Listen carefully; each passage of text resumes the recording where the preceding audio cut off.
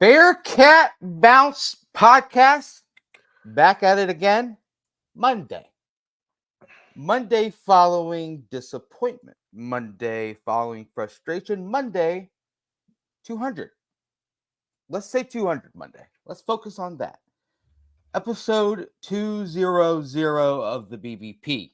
We're going to break down everything that happened on Saturday. We're going to discuss a little bit further into what is going to happen this upcoming Saturday. We're going to discuss what it's been like to be together for 200 straight Mondays and kind of Sundays. I think we used to do Sundays, but it is a Monday where I'm going to bring in the guys, the pals, the squad for the 200th time. Without further ado, Aaron Smith and Chad Brendel. Gentlemen, happy 200. How are we? I'm good. I just got home from volleyball. They had they got a win. Ooh. Yeah, I thought I was going to have a little extra time. They were supposed to start at 5:30. The opposing team was late, coming up from Oldham County, just north of Louisville. So the match started at 6:15. Okay. That put me in a little bit of a time crunch. I thought I was going to be able to come home, cook some dinner. Yep. But no, didn't get to do that. Instead, I got a sandwich and took the dogs out. There's no kid here. She's still at volleyball. So if the dogs are barking, what can we do? But other than that, doing good. I went dress shopping for homecoming yesterday. Oh God. Okay. That was great. Me and a bunch of moms. Did you pick the one? I didn't pick the one. She did. But I kept picking up dresses off the rack and like putting the rack over my head so the dress would hang down. And I would be like, what do you think? Does this look good on me to match my eyes? Yes. She said yes to the dress. She got a dress. Yeah. She got a dress. So we got it done. Boom.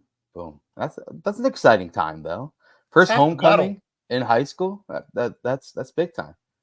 One lady was like, I commend you from being here. And I was like, look, lady, I don't have a freaking choice. And I've had a horrible weekend too. So don't add to it. Bengals game is starting, which thank God I missed a bunch of that because I was dress shopping. So that was nice. But yeah, so we're here. Kelly laughed her ass off at you the whole time. Oh yeah, definitely. Without question. Standing outside a dressing room for like 45 minutes while they tried on. Idiot trying dresses on. I think her and her friend tried on a combined like 26 dresses between the two of them. Okay. Did you like play like a musical montage in the background, kind of like make it like a little like rom-com back in the day? Oh no, I've made it very clear. I'm not getting 30. I made it very clear. I'm not getting anywhere near the dressing room.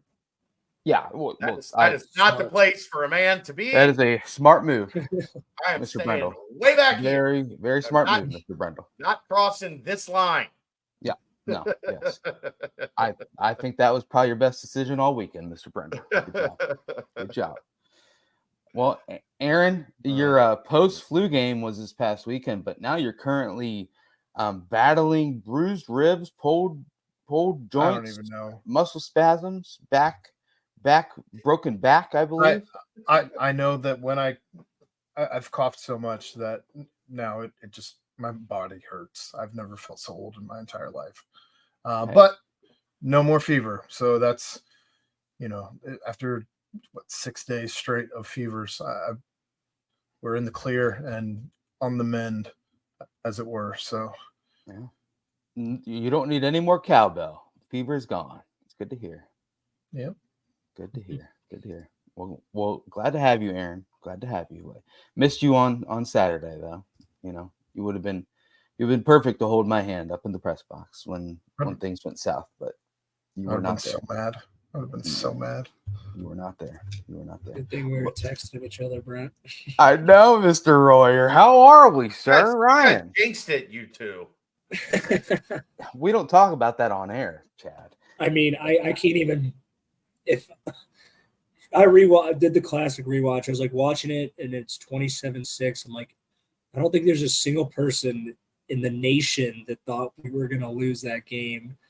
And then, anyway, I'm doing good. I lost my voice from screaming with my friends all weekend. We were up at Lake Norris, so had some fun at the expense of my vocal cords. But yeah, we're ready to break this shit show down. Yeah, I guess we are. We'll also got to give a quick hat tip though. I was at the Indianapolis Colts game yesterday, and Yeah. your boy, did you get to watch that at all? I didn't watch it live. I was driving back from the lake, so I wasn't able to get the game on my phone because there's like no connection for a lot of the drive. Okay. And well, yeah, because I mean, we're talking about Alec Pierce, which first off, that ball that Anthony Richardson threw was just unbelievable pass. But Alec, we've seen it all too well, numerous times with the Bearcats, so it's good to see him get his career fired up there. But speaking of fired up, if you're gonna fire up your vehicle and head north to Oxford, Ohio for the old battle for the Victory Bell this upcoming Saturday, then you can definitely head to Danco Transmission and Auto Care. Get yourself a quick oil change before you make that trip. There would be nothing worse than going up there and having car issues right when you're trying to head back. So head up Danco Joe. Let them know that we sent you. Say Chad, say Aaron, say Ryan, say Alec Pierce sent you. And Danco Joe will hook it up. $10 off of oil change.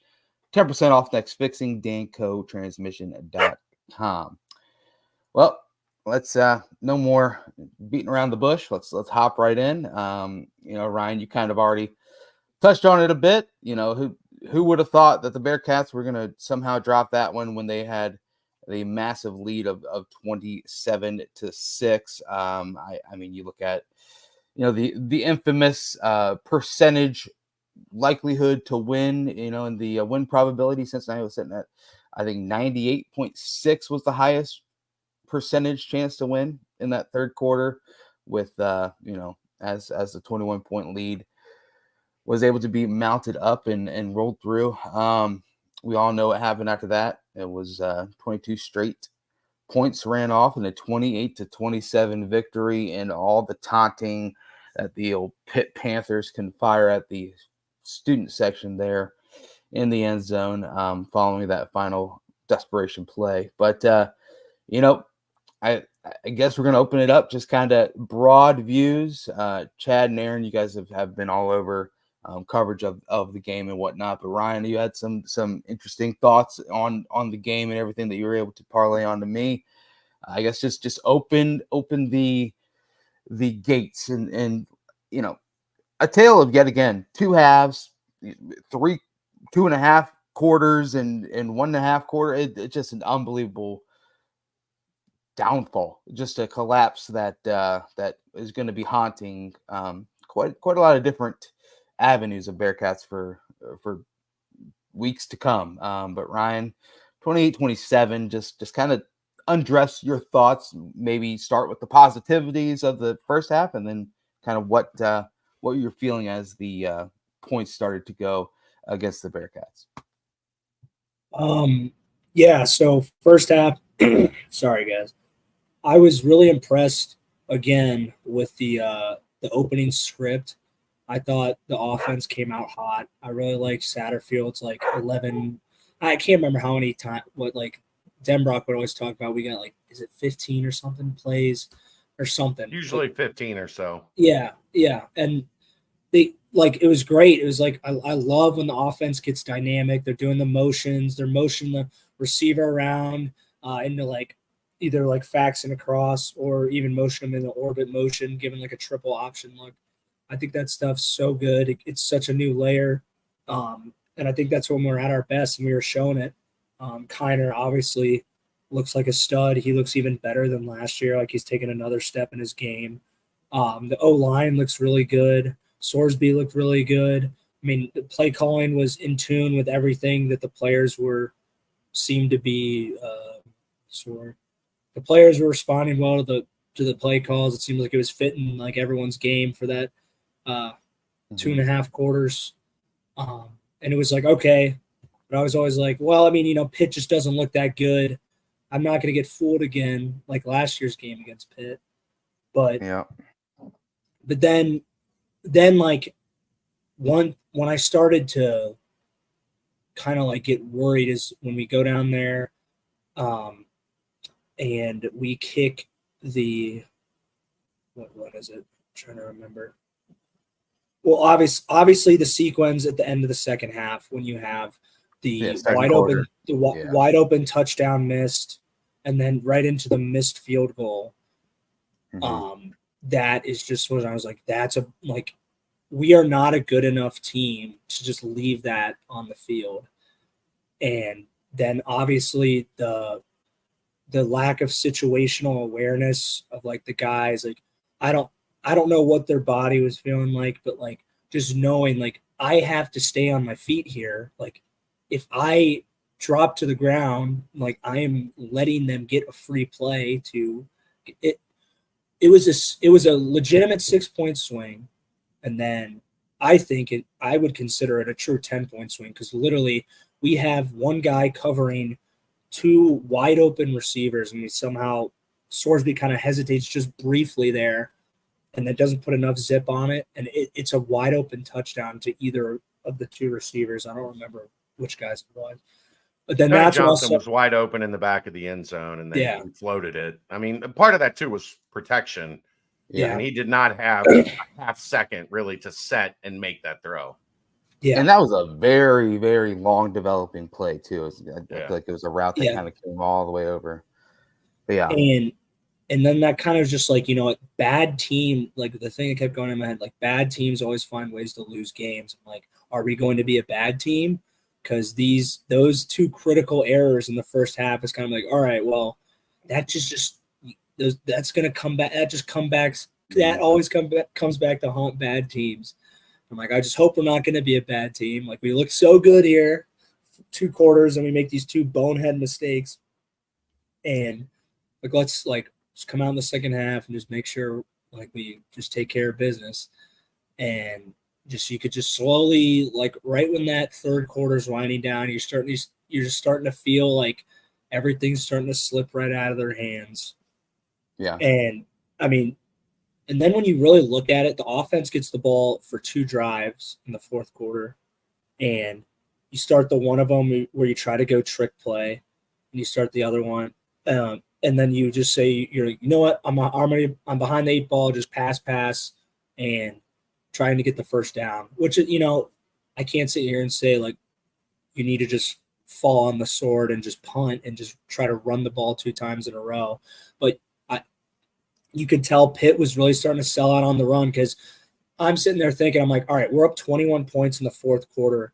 Like theoretically, there's only so many minutes and so many drives you can get out of these, but not knowing that we were going to throw the freaking ball 6 times in 2 drives and have them all be damn near incomplete, which make these drives, instead of being like 5-6 minute drives, like they're what was it, 3 minutes and like 2.5 or something, where because like I'm like, even if Pitt does score, like they're not gonna, like if we just stick to the run game and we execute and we don't make any stupid mistakes, like not blocking an edge rusher twice on each drive in the fourth quarter. Like I don't know what that communication is, but our right tackle just literally letting it happen 3 times in the game. Well, 2 for sacks, and 1 was our last drive on third down after we had the good ass run. And he just like Sorsby drops back, just has to throw it away. I mean, if I remember correctly, it looked like he had some options there developing towards the field as he was, but he just had to throw the ball right away. And it's like, all right, we made 2 bonehead mistakes in the first half that are 6 to 10 points. And then we have like in critical moments, like we're just having huge mental errors on the offensive line at the tackle position. And I don't know how I can't just blame it strictly on the tackle because I don't know exactly how they're setting, because it's a guy walking up, and I don't know if it's like supposed to be like Joe Royer, like he Yeah. notices he's on the line, he's supposed to option in a block, or I don't know. But all I know is one guy's running right past our right tackle, and it's destroying our only 2 drives of the fourth quarter. And it happened in the first Yeah. quarter as well. In the very first drive, the guy came It's a untouched. drive, Right. Yeah. Which, I mean, obviously we've mentioned that's Phil Wilder, who kind of separated himself a little bit, and obviously he's dealing with the injury, so he's been out for the first 2 games. And I don't know the scheme. I just something, either a combination of people messed up in critical moments of the game. But I know we want to keep our foot on the gas, but I don't like a freaking double lateral freaking trick play bullshit when we've been moving the ball pretty well, and stick to that. And I don't like Corey Kiner was moving the ball pretty well. There's no we.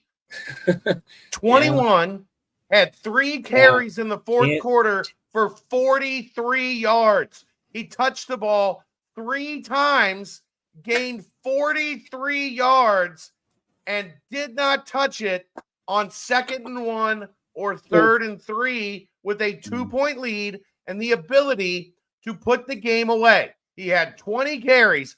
2 of them went for less than 3 yards. None of them were stopped behind the line of scrimmage. He gains 9. You take him out of the game.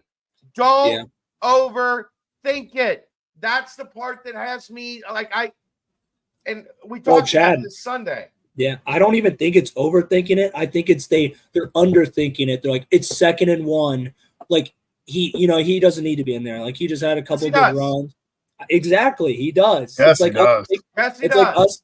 It's us thinking like, there's no way we're not going to get this. Just like, all right, I mean, we're up 21. Like there's no way we're not going to win this game. But at that point, they were up 2.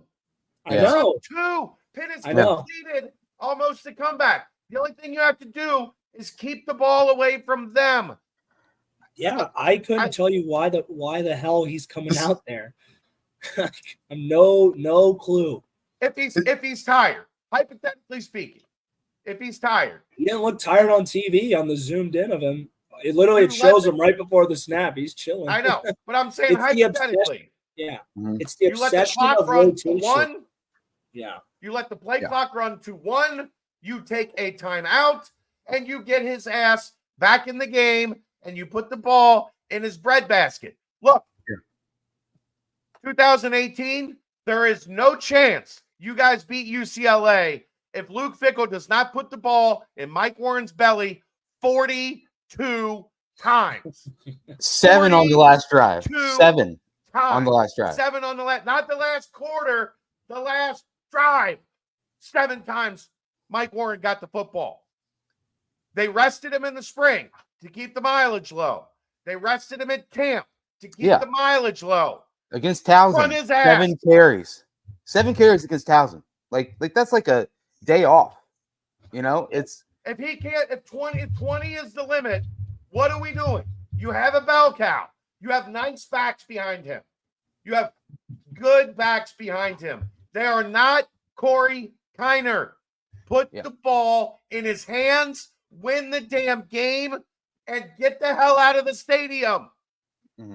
This isn't supposed to be a balanced offense, not to this extent. It's supposed to be a run-heavy offense, and it has not thus far appeared to be a run-heavy offense.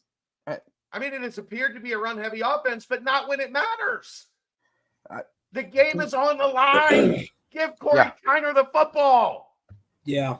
Well, and you've got an All-American at guard, and then a highly experienced center that's played a bunch of big level games, and another potential NFL guy at the other guard. And you just, I mean, the Royer RPO play call on that 2nd and 1, not only just taking out of Kiner, which they should have never done, because if you look at Kiner, he was like cutting back, going against the grain a lot, kind of just finding holes that weren't there. When obviously Chance Williams and Evan Pryor, they couldn't find any holes at all. So they ran for 2 yards the whole damn game. Right.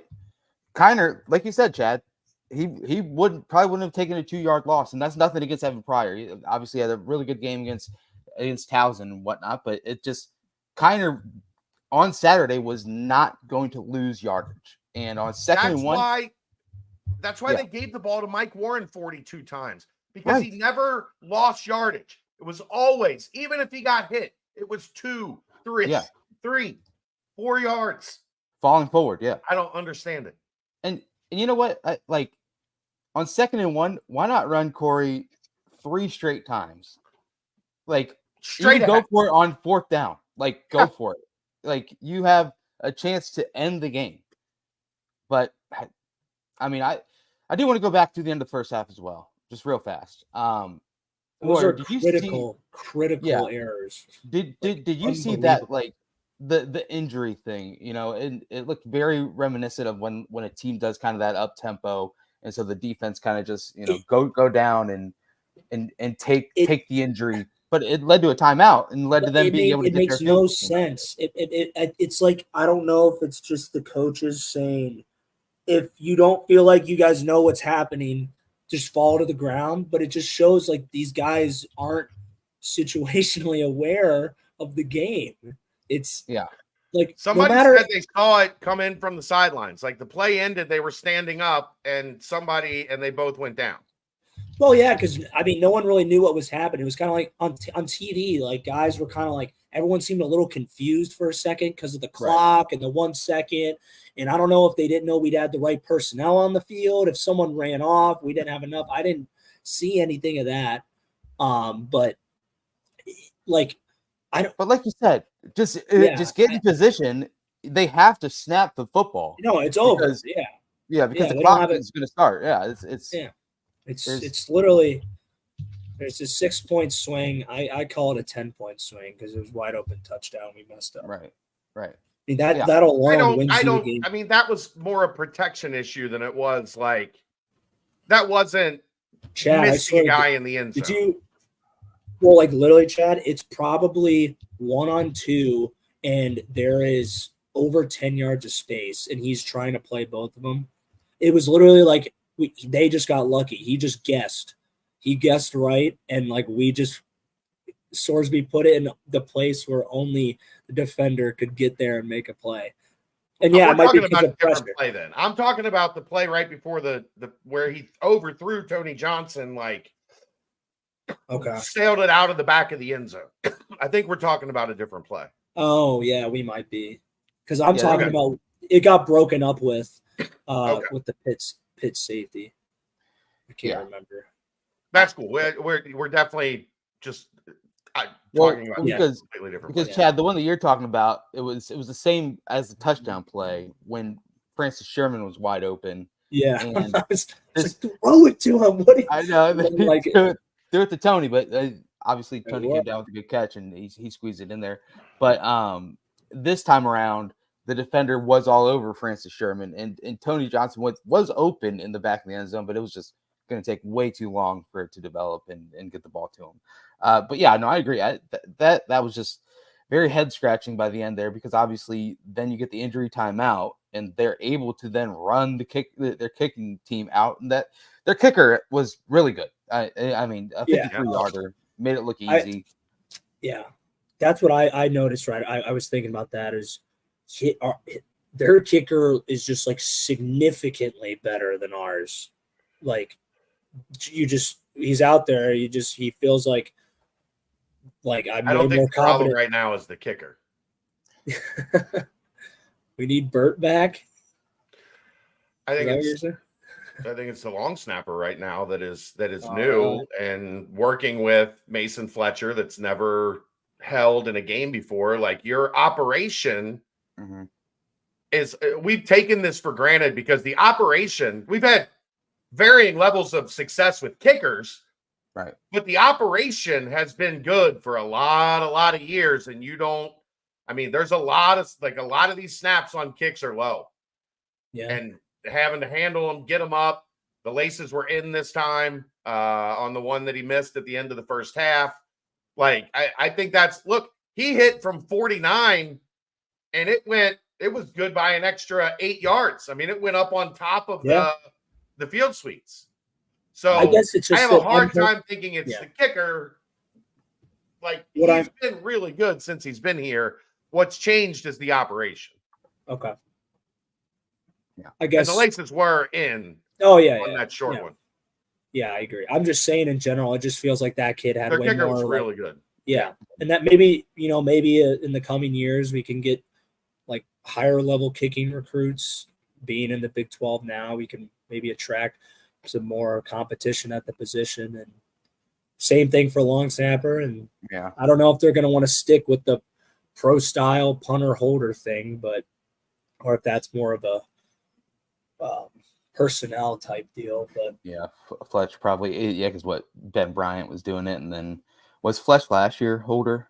I'm trying to remember. Bryce No, yeah, Burton. right. Oh, yeah. The reason that like what they want is they want somebody on the special teams unit to hold, so that those guys can practice and they don't have to pull a quarterback or whatever. Like, that's how the NFL has gone. Is that they want somebody that's on the 53-man on special teams Legit be the special to be the holder, because it just knocks out two birds with one stone. But for whatever reason, on the short ones, they're struggling. Yeah.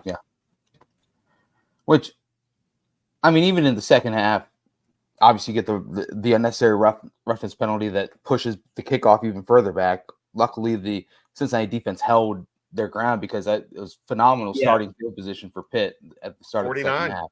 Yeah, 49-yard line. They got 5 yards. Yeah, turned it over on downs. I'm not saying that was kind of that the whistle hadn't blown. Am I saying that it was a smart move by Corey? No, I'm not. But the whistle hadn't blown. I don't know if he just didn't like that guy, or that guy said something to him earlier and he was like just gunning for him. But I don't know. I feel like he used to be able to do that about when I was playing like middle school football. So you never know. It's a little different now. But it wasn't as dumb of a penalty as I thought when you don't have the volume turned up really loud. Initially. I want to let's talk about just the first half. Brendan Sorsby.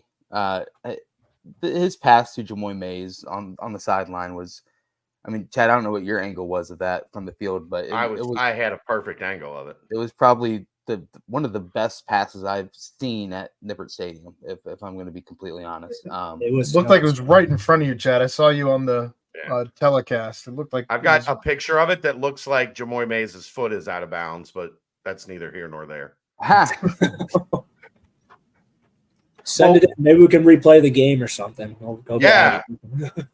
We'll start over from there and see what happens.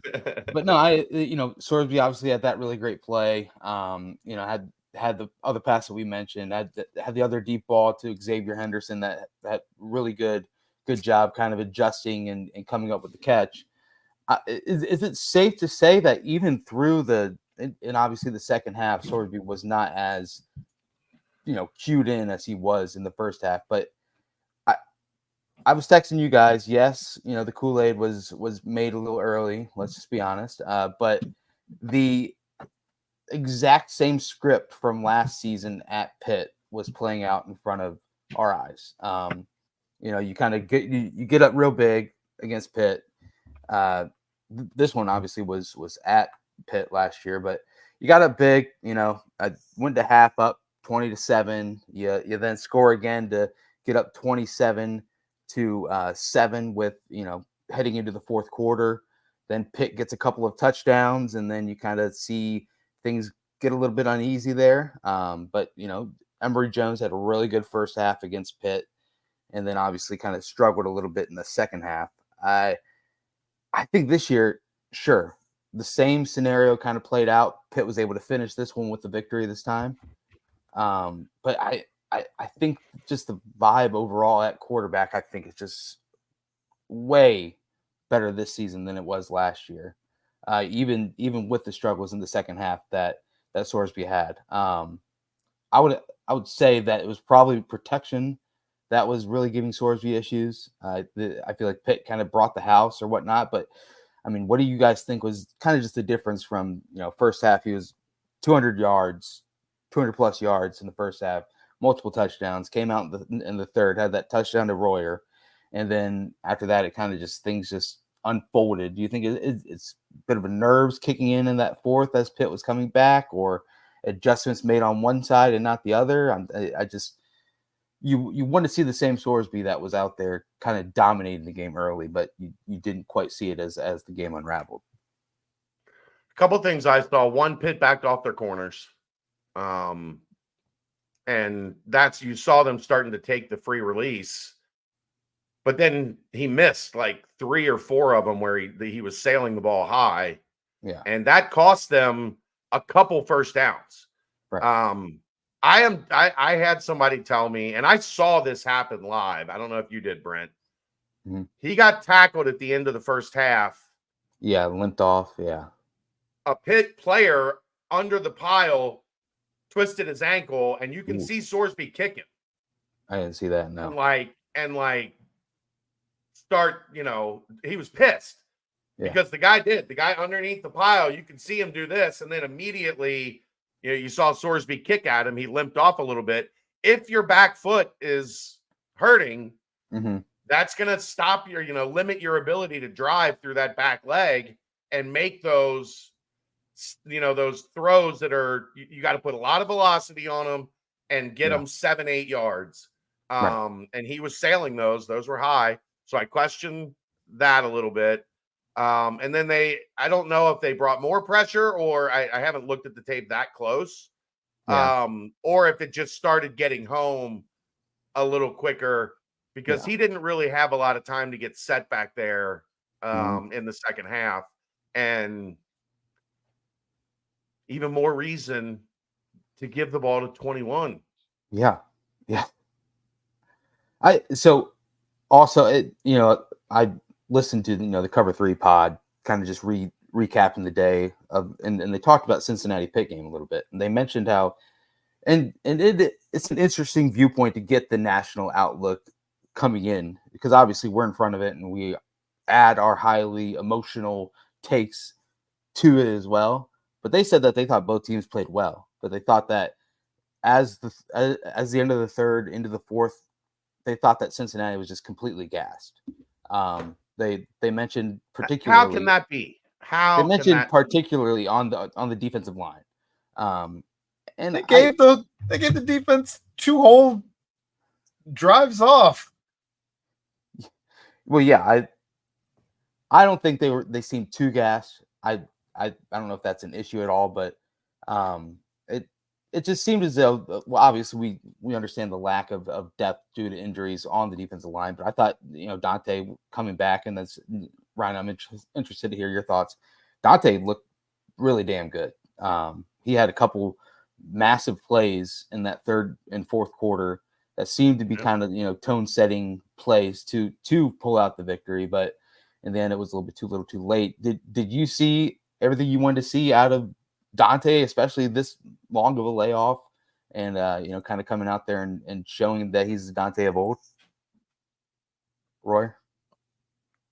Yeah, I thought he looked really good. It was kind of as I anticipated. I think his style of play and just his natural strength and ability is something that you can't really lose. And I think literally he is such a difference maker. I know it's obvious he's an All-American, but especially in this 3-man front, I think without him, our defense is completely different when he's not in the game. And it does kind of suck, because he is a guy that needs kind of rotation, just how hard he plays and the amount of energy it takes a human body to move that much mass at the power he moves it at. So, I mean, it's great to have him back, but it's just without him, it's we don't have and that's something I kind of wanted to talk to you guys about, just the front six and how Pitt was kind of starting to expose it for its weaknesses, and it's concerning because it's something that's it's not because you can't. The way I'm looking at it is you got to be able to win 5-on-5 if that's the kind of defense that you want to play. And all Pitt was doing, and especially without Dante, sorry, I kind of just jumped right into this, but it just reminded me. Just Pitt said, you know what? Let's go 2x2, and let's just run like zone off the tackle, essentially just putting the linebacker, safety, and D end on like a 3-on-3, essentially with the O line. And they're like, you know what? They have way more ground to cover, and we're just going to react off that and see how many yards we can get, and we should theoretically get over 4 yards every time. And that's a lot of the times what they would do. And it's like that defense really excels when you win one-on-one at the point of attack. And that's why we were able to make it look like easy when we ran it, because you're looking at like the types of players that were involved in these schemes. It's like guys that require double teams, guys that defeat double teams, guys that defeat one-on-one blocks at the linebacker position and don't just kind of like go 1-for-1. Because if you go 1-for-1 in this defense, like it in the run game, like you are going to get exposed, just like how Alabama exposed us in the playoff. You got to have guys, and without Dante, I'm concerned because I'm not seeing it from the linebackers. I'm not seeing guys that are able to get off blocks, who are put in like semi-lateral type situations where the tackle's coming up and able to seal, but the run play isn't like a full-on like lateral play to the sideline. But it's if our linebackers can't use their hands and defeat blocks one-on-one, then and we're relying on our safeties. I think you're also starting to see our safeties struggling with their like fit lanes in the rushing game. I think there's been like a couple times a game now versus Towson and versus Pitt where we're trying to ask our safeties to come screaming down and like set an edge, and then the linebackers trying to get off a block to the outside, and boom, there's the whole inside 10-yard run, 12-yard run. Do that 5 times a game, and you know that's you're starting to stack up drive and stack up points too. But that was something I noticed. Yeah, and that's something that's going to get like teams are going to see that, and like the whole reason I feel like we run this defense is because we want to be able to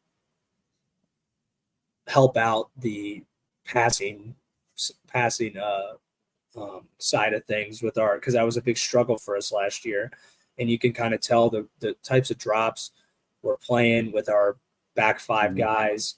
They tend to yield like it just you can tell they're playing a little more safe back there. And if we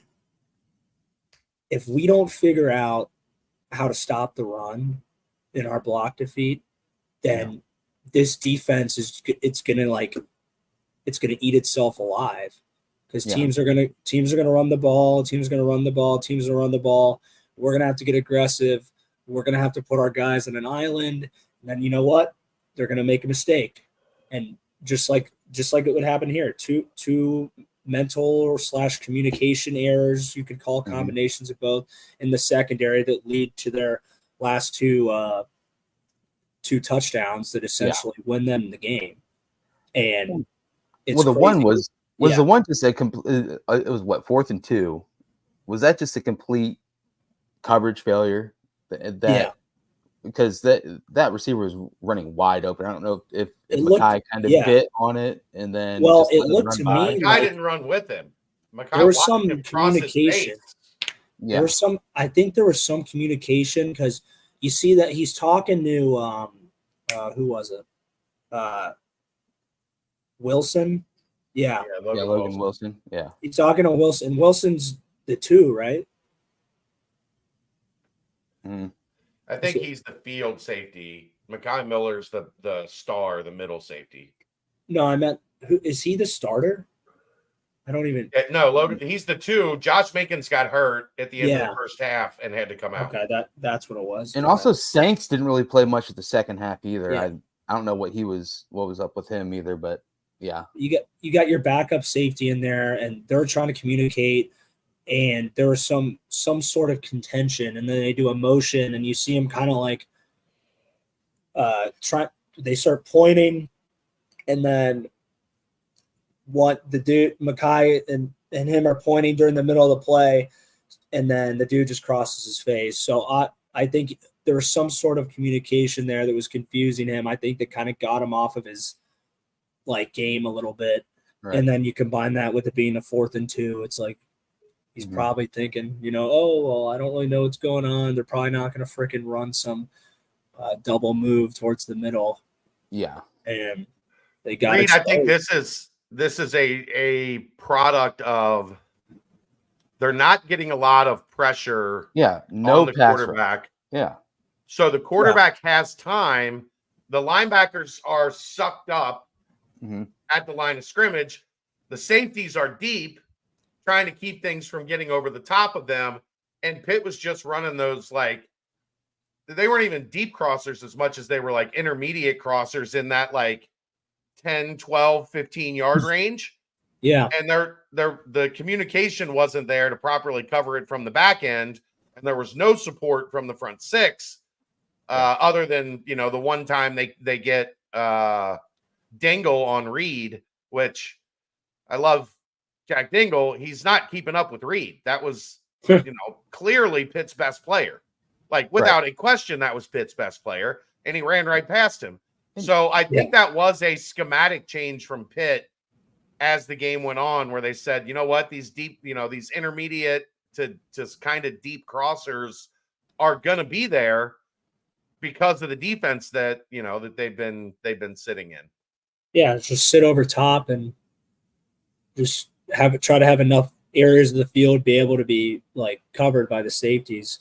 But it's kind of hard. It's like, you're like, well, we don't know if we want to blitz our linebackers, but like we kind of want to drop them to help assist in the pass. But like, if the quarterback has that long to scramble around, like, you're not the linebackers, it makes no sense. Like, no matter how far, there's no like linebacker drop that's ever going to be able to like assist in like a 6-second quarterback scramble. Like, it's especially in that kind of concept where it's kind of just like soft little, like the kind of holes of the zone drops, but like those completely go away when the play's like 3 seconds in. So it's just, it seems like the linebackers are kind of just standing in like no man's land, like within 5 yards of the line of scrimmage. And what I didn't like is that what we would do is that we would only like the mic would like one of the linebackers would be doing something. They would be involved in some sort of stunt. They'd be involved in the rush in some way with the D line. You can't have all 3 of them doing the bullshit drops, because it doesn't, it's not really doing anything for you. Because like what we would do is like it would be a combination of like Joel and Beavers.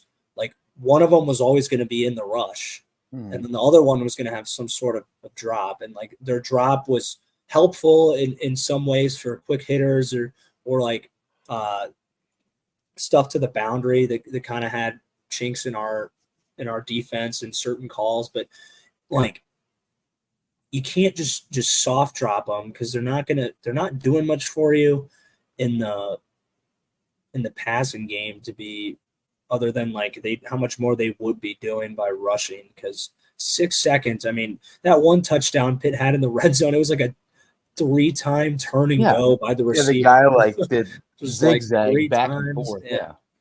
It's like, I mean, you want our guys to be able to cover that, but you can't. It's putting guys in bad spots back there. Another play, Reed, that Reed's mentioning too, is on the final drive where they set up for the field goal, for the game-winning field goal. That literally, it was like 6 seconds in the pocket that Holstein had, and then their number one receiver just becomes wide open all the way on the far side, and that's what obviously set them up inside red zone territory. I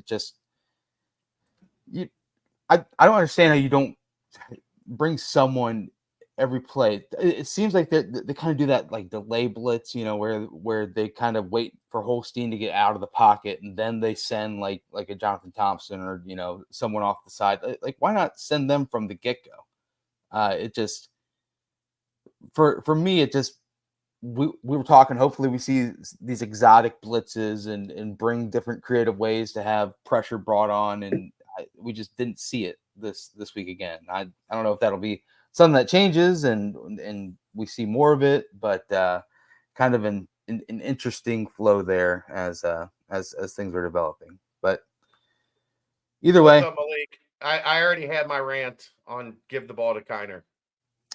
we're gonna do it again real fast though, because it was the key reason why. Royer bounced out, but I did want to get his thought on that whole defensive delay of game penalty. That was what 4th and 4 was the setup. They call. Yeah, that was bullshit. I mean, yeah, it's a terrible. Like he's not making any noise. He's literally just like trying to get ready to go. He's trying to anticipate the snap. Like that was right. Like obviously like that didn't like lose us the game. Like that is just such a bullshit, terrible call by that guy. Unbelievable. Yeah. It's like how are you looking for that there?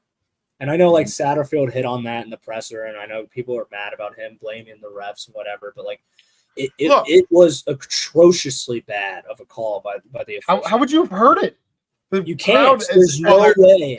I guess they're saying it was like they're saying it was body. It was body, not vocal. But like that can't, if you're not it should only be clapping, because now you're telling guys like you can't anticipate the snap count. Like you're like twitching for the snap. It's like, that, I mean, that it's just it's bullshit. It's especially at his position. Like he's not even. It's like it'd be different if like Dante was doing that or Eric Phillips was doing that right at the line. Like I'm telling you, that like we could have got a stop there and won, but like we've obviously that one play isn't why we lost. It's just frustrating. I know it's literally like your worst. Like it's like literally I'm like don't jump off sides, just don't jump off sides. I'm like I see the flag and I'm like we didn't jump and they called it before the play. Like it has to be on the offense. It's like that shit. And here's the other thing. Terrible. Remember, these post-game press conferences are like 10, 12 minutes after the game. Yeah. The coach is still going to be mad about that, guys. Yeah. Like, I know fans should be mad about that. It's a terrible the call. fans are looking for something to like shit on the coach. I get it. Like everybody's mad. Everybody's pissed off. Everybody anticipated it being a wonderful Saturday afternoon. Perfect weather. Bearcats get a win. Everybody's out of the stadium and home by 4:00. Like, I get it. But the coach is going to be mad 15 minutes after the game when something like that happens that directly impacts the final outcome. And then on the next play, Dante Corleone, one step off the line of scrimmage, gets a hand that rips his helmet off. And they don't call illegal hands to the face. I don't know if the official knows this, but that guy has a moon crater for a head. His helmet does not just come off willy-nilly. Yeah. This is not Will Benson running the bases where his helmet flies off every time. That like it takes an act of God to get Dante's helmet off. Yeah. Well, and Dante then pointed at the ref and said, like, can you grab my helmet? And then was like, why didn't you call that? And immediately the ref was just like, I don't know. Who knows? Not sure why. Conspiracy. I was mad about the delay of game. I was more mad about the guy standing right in front of it. Dante's helmet came off 1 second after the snap. He exploded. The guy put his hand up under the helmet and ripped it off. Yep. That is the definition of a flag. And the thing about that is when that happens, he has to stop playing. Mm-hmm. He is not allowed to run around and chase the ball. He has to stop. He also has Because to his take the helmet next is play on. off, doesn't he? That's why they called a timeout, so that you don't Yeah. have to. The only way you can not take the next play off is to call a timeout, But that's all. which would just have kept the just clock running. another thing to this whole mess, right? Like that you have to burn a timeout because of this now. Yeah. Well, and also, what was up with the defense literally not being able to bring Eli Holstein down in the backfield? Like the dude was freaking Houdini back there, man. It's just Yeah, the one where I thought they were gonna get it. Thank Yeah. God we batted that ball down. I was like, this can't be real. This fucking slow ass dude back there just juking us like he was dodged like 6 You know what it tackles on reminded- one It play. reminded me of the OU quarterback. Remember that when he came into Nippert and turned into Johnny Manziel? Oh yeah, O'Rourke. Yeah, that was his looking coming like out him. party back in the day, right there. now he's at Indiana, looking pretty damn good. But no, for me, I want to bring up another thing real fast. First off, if it gets to fourth and 3, on that last offensive possession that Cincinnati had, I understand obviously not going for it because you kind of put yourself back a little bit. I don't know. The play calls up to that point were just frustrating. Obviously, we all want to see Kiner get the ball and just pick up that freaking first down, move the chains, get the clock rolling.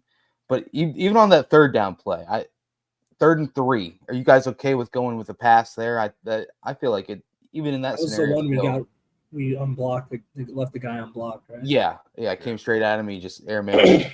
No, I would run it. Stop the clock. Yeah, it's just, I don't know, questionable. And then, of course, we are a Gunner podcast, whether it's for good or whether it's for bad. Mason Fletcher had an unbelievable punt. Did his little delay back there, kind of did lulled them into sleep. Did they bite on the guy faking? Is that what happened? The one Gunner did. Yeah. No, he didn't. Xavier was deep. He should have made the play, but I think the other Gunner was still standing up there by Monkfield. He didn't get his head up and find the ball. He was it almost looked like he was kind of taking his, I don't know if he was just didn't really know where he was on the field for a second. He had to orient himself and slow down. Then he found it. Then he tried to speed back up. It's just that's a critical error. That's something that run to the goal line and turn around, right? Yeah. we would drill that. I don't know what they do if they work on that, but we would work on that twice a week. Yeah. But I mean, guess is they're not working on it because he looked like he had no idea what he was doing there, and then he was like, "Oh shit!" Earlier in the game too, where they should have had a down punt. Mm-hmm. I thought deep in pit territory, and they let it go into the end zone. Yeah, I mean, you're talking about having it being down at the 3-yard line of pit. That very first play of that drive was Jared Bartlett coming in untouched and tackling it for a 2-yard loss. I obviously probably not the same exact play would have happened, but you're putting them even further back, and that only further helps your chances of pulling out a win there. It just is very, very frustrating, the amount of different plays that kind of unravel the wrong way. Yeah, and it's just it's interesting because none of it matters if you give the ball to 21. Yeah, well, I mean, he looked unreal. I'm gonna be completely honest with you. If you go back, as good as he's ever looked. Yeah, if you rewatch just some of these runs that he had, he's getting touched behind the line of scrimmage numerous times. He's getting contact within the first 3 yards of the line of scrimmage almost every single time, and he's finding creases and bursting through holes. I mean, he didn't have any of those breakaway runs where we are waiting to see that unlocked extra speed that he added this offseason, but he had a few that looked like he was turning on a different gear, getting to that second and third level of the defense, and we just didn't get to see it anymore past that. He had 3 carries in the fourth quarter. 28 yards, 8 yards, 9 yards. 43 yards on 3 carries. And he touched the ball 3 fucking times in the third quarter. Mm-hmm. I don't understand it. Make it make sense.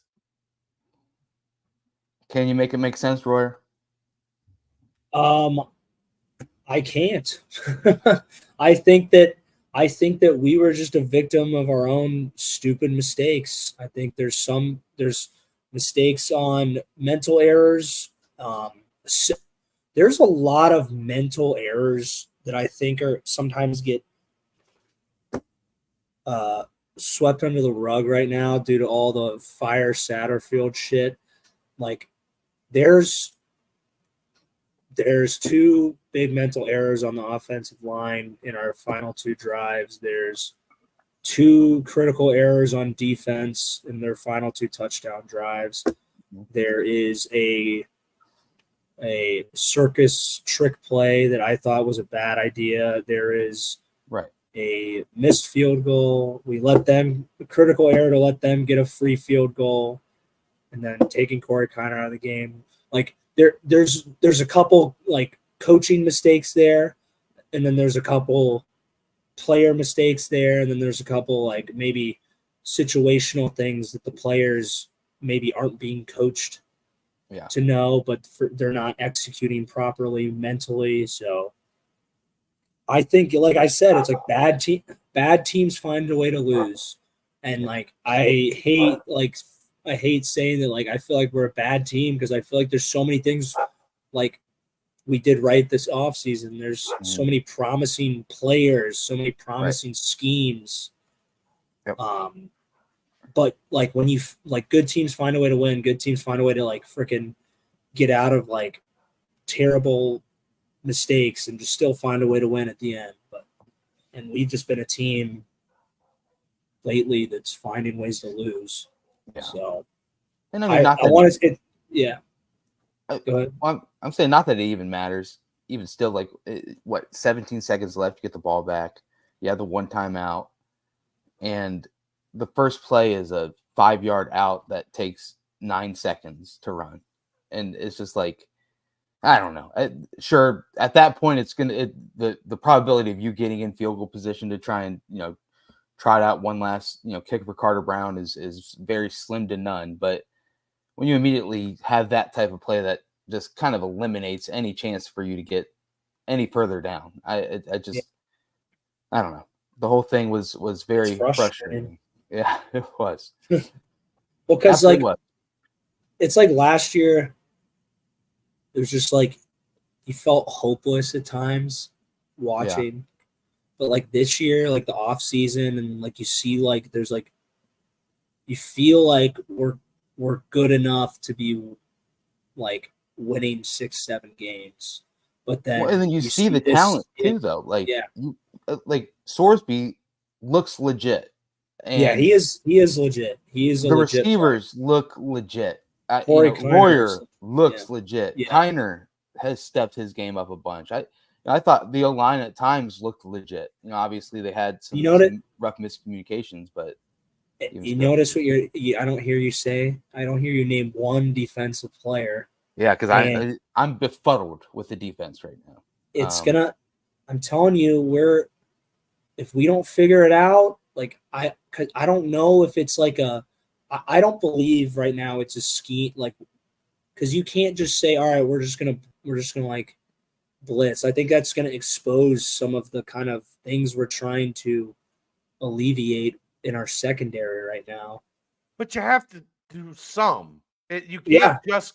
The point being, you can't, and I think this is what got them on Saturday. You can't continue to do the same things over and over because the other team is going to figure out, okay, this is their base. This is what they're showing us every time. Right. This is the solver to that. And then boom, we start doing that and they're not changed. Like, you've got to mix it up some. It doesn't have to be, the Pittsburgh, the Blitzburgh Steelers, where you're blitzing every snap. But there's got to be some variation. There has to be some. You can't just throw fastballs every time. Yes. You got to have a curveball and a changeup and a slider. They need to have some form of 5-man pressure on every third down.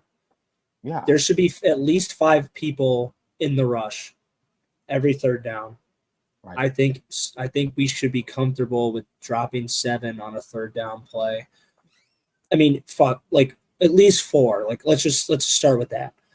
but we can't be, and there has to be, like what Chad's saying, like there has to be some sort of like exotic nature to this, because if you're only going to be rushing, it's simple. It's you only they have 5 plus a back or plus a tight end, whoever they want to keep in the block. So they're going to have at least 5 guys every play. So we're going to need to have some way to, with our 4 to 5 guys, overload a side, stunt and confuse them. But I don't think that's too much to ask of our secondary to always have 7, 8 guys dropping.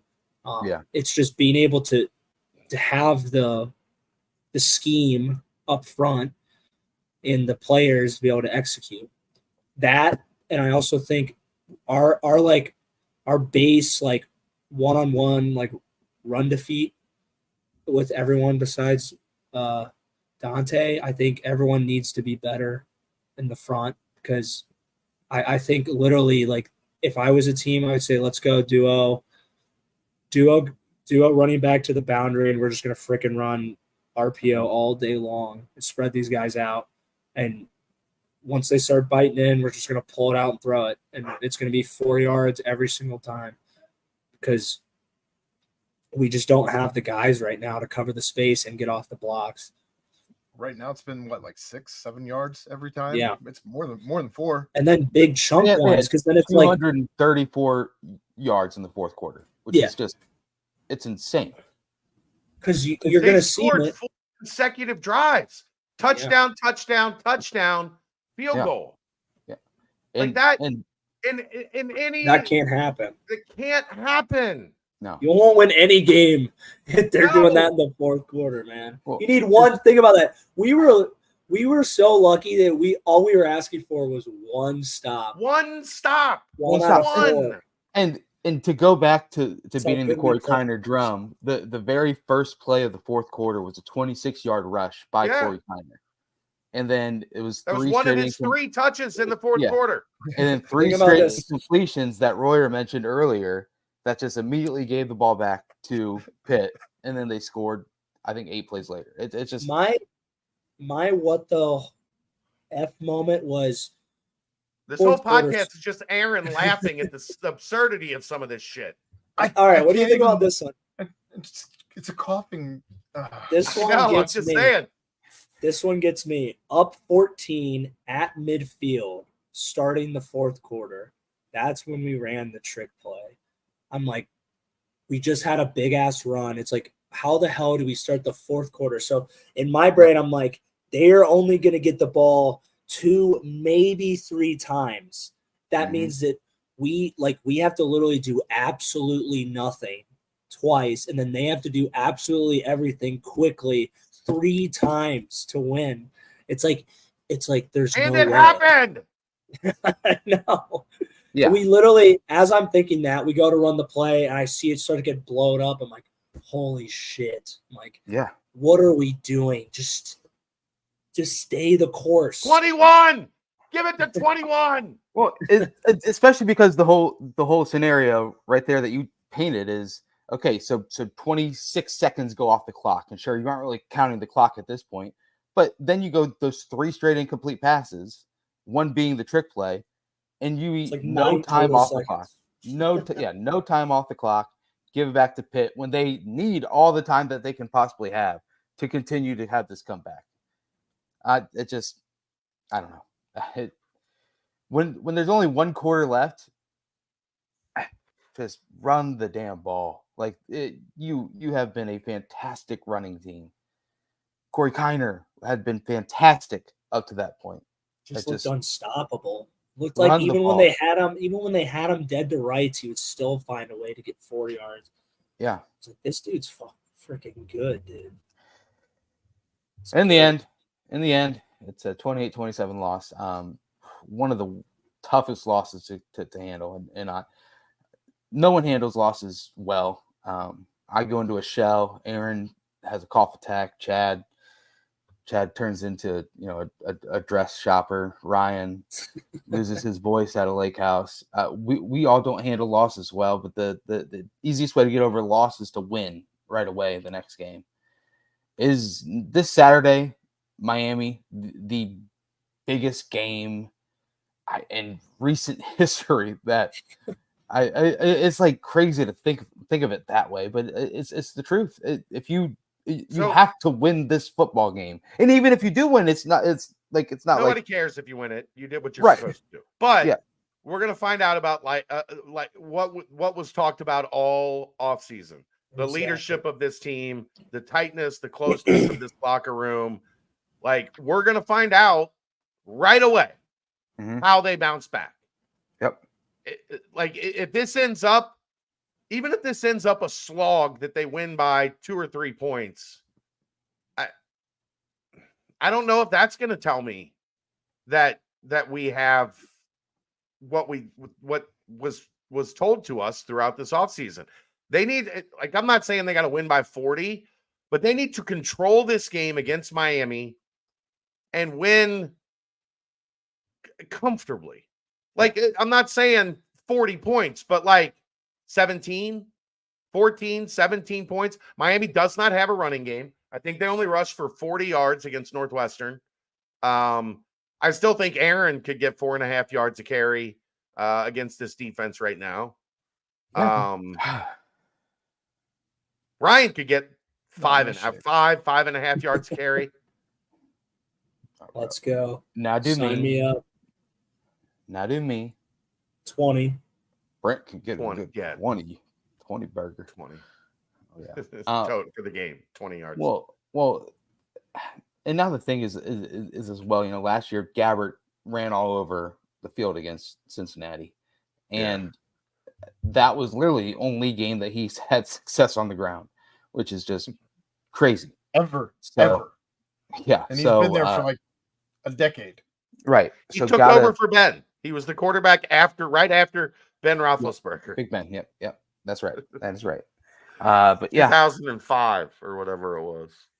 Gosh, Royer, this is the most important game. Yep.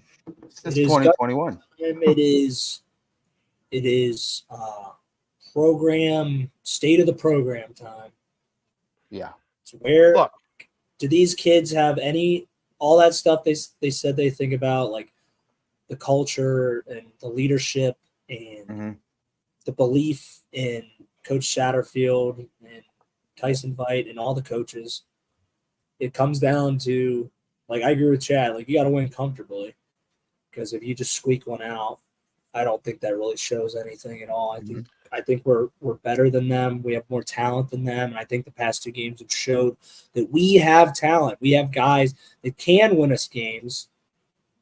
So yeah. I'm going to reestablish my quote for the weekend, Ryan, because you haven't heard it yet, and I don't know if Brent heard it either. Sometimes you're just playing checkers. Sometimes, the old saying, everybody else playing checkers, that guy's playing chess.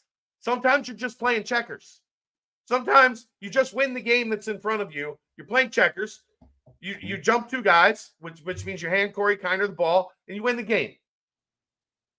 You're just playing checkers. You don't have to outthink it. Like, that's one of the reasons that made the previous staff successful, especially in 2018, when they said, Dez isn't a great quarterback yet. Dez is a game manager that is going to make smart decisions and put us in positions to win, but he's not going to be the guy that's going to win. You know who's going to win? The truck. Number 3. We're going to give the ball to number 3, and number 3 is going to get us across the finish line more often than not. This is not a supremely talented team. This is not a team the rest of the way, Miami included. They are not going to have a significant talent advantage against anybody they play. They'll be even with some. They'll be a little better than some others. They'll be in a talent deficit in a couple games. You're not going to be 2020 Cincinnati, 2021 Cincinnati running through the American Conference with a significant talent advantage. That means your best players have to determine the outcome of the game. Corey Kiner, Luke Kandra, D'Artagnan Tinsley, Gavin Gerhardt. Those are your best players on offense. Brendan Sorsby is going to be a great player here. Joe Royer is very good. Xavier Henderson is very good. The 3 best players on this offense, 4 best players, are what I just said. This is a team that finished number 6 in the country in running the ball last year. Mm-hmm. You're not an air raid team. You are a team that runs to set up the pass, not the passes to set up the run. And if you're going to win, you better ride the horses that brought you to the water. Yeah. Here, Period. keep it simple, stupid. Kiss. You're just Kiss, playing Joe. checkers. It's just checkers. It's not Yeah. chess. It's not 3D chess. It's just checkers. Sure as hell ain't 4D chess, huh? They can't play 1D chess right now.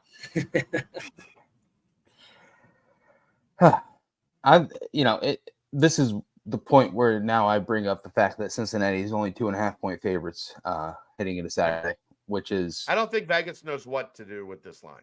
no. I don't think so either. They should ask us This last year. team. What's that, Aaron? With this team.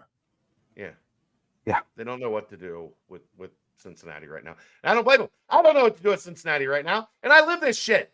No, you do know what to do. You just run the ball with Corey Kiner. Yeah, You're right. please. You're right. But yeah, You're right. it's going to be a tough test. Let's just put it plain and simple.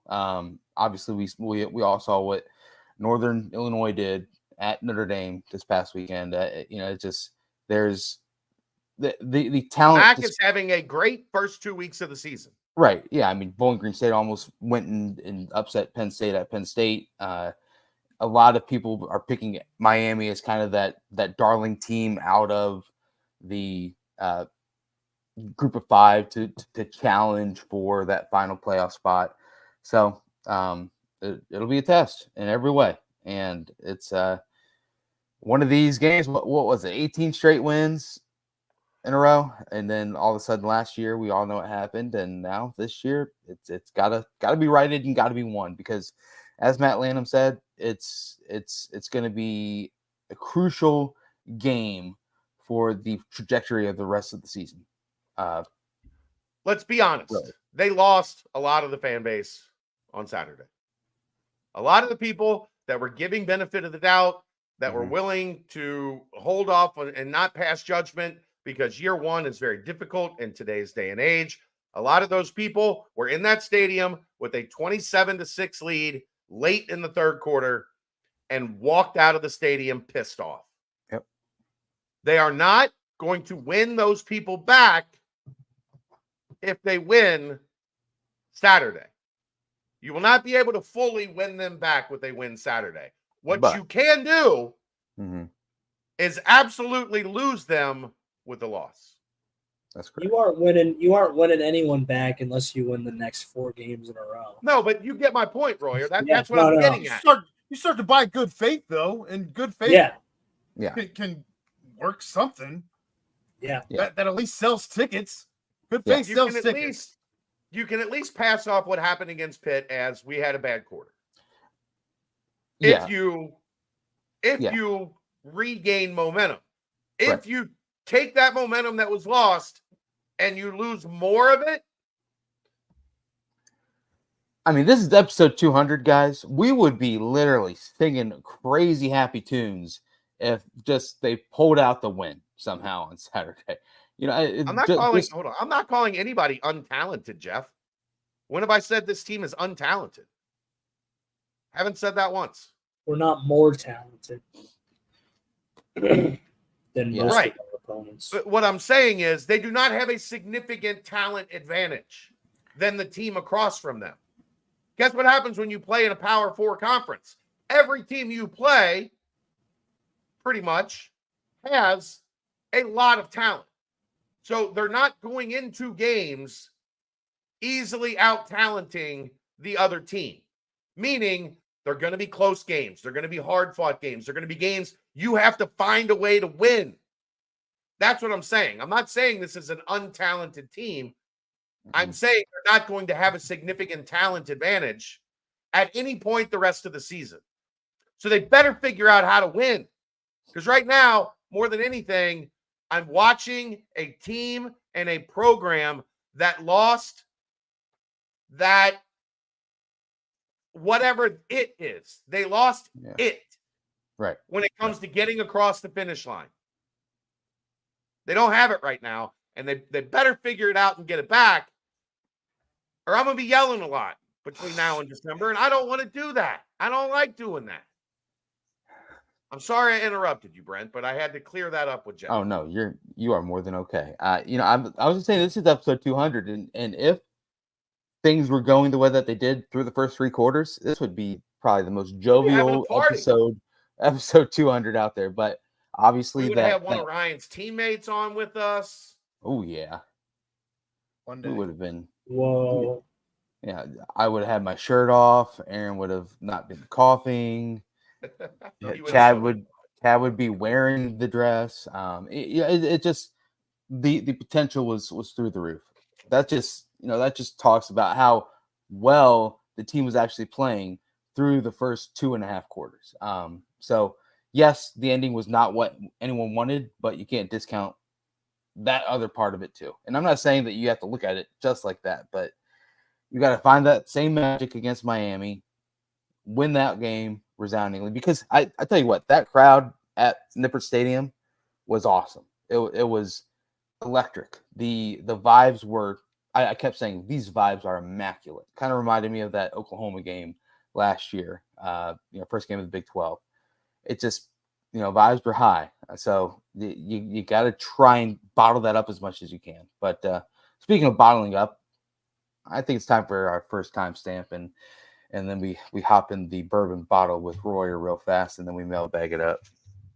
Quick Paper Supply, your local and family-owned restaurant supply company for all your non-food products. Quick Paper services over 150 restaurants with weekly low minimum next-day deliveries, providing a wide range of food service products from to-go containers, cups, custom printed products, eco-friendly, and much more. They also have cleaning and restroom supplies for all your janitorial needs. Call Nick 513-470-2029 and reference Bearcats for 20% off your first purchase. Royer, what'd you sip this weekend, bud? What I sip? Beer. You little sip, a little beer, little new riff. You're doing a tour all over the world, man. We had all different kinds of things. Wow. Good old American bourbon, good old Busch Light, tequila, vodka, Yeah, all right, man. So we what you should have been drinking, Ryan? Oh, we had sake. We even touched. Did you do a little sake bomb? No, we did not. Okay. So we had a date night for Kelsey and I last night because we don't get a lot of free time, and I was like, you know what, we've been busy. Let's go get some hibachi. Okay. Oh, that sounds good. So we went and got hibachi, and nobody at the table would do the sake out of the bottle. Mm-hmm. And I was like, yeah, bring it on over. Let's go. I think the guy's hand got like cramped up squeezing the bottle because I think I got to like 16 or 17. 1, 2, 3, 4.